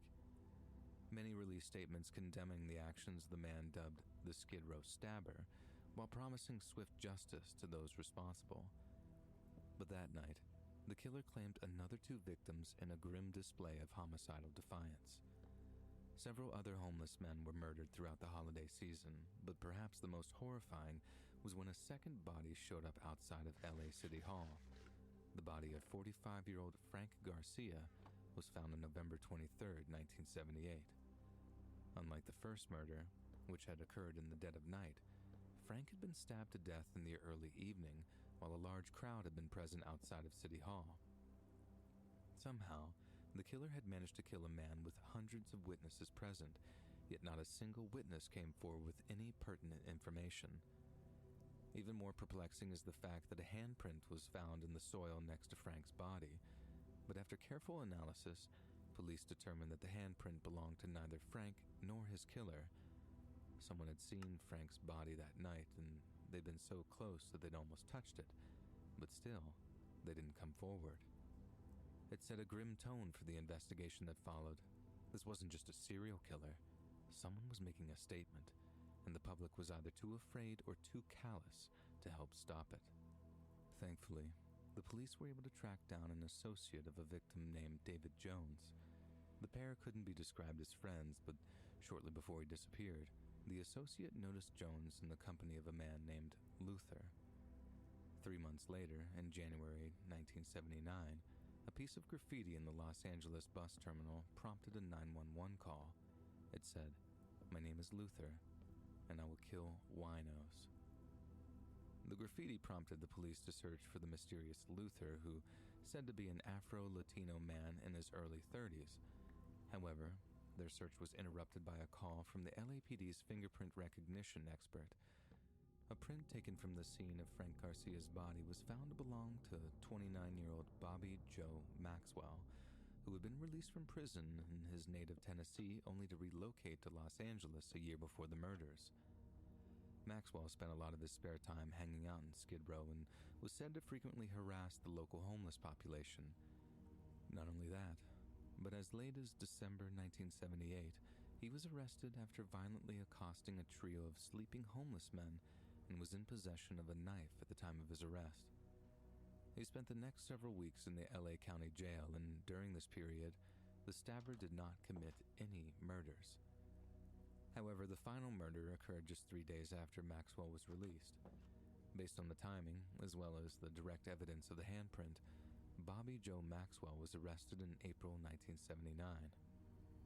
During a search of his apartment, a large amount of seized literature proved that Maxwell was a practicing Satanist. However, Maxwell's preferred school of Satanism was not the harmlessly rebellious kind made famous by the likes of Anton LaVey and Aleister Crowley, but rather a dark and disturbingly violent philosophy that required direct human sacrifice. For legal and bureaucratic reasons, Maxwell's trial didn't begin for another 5 years. When it did, the statements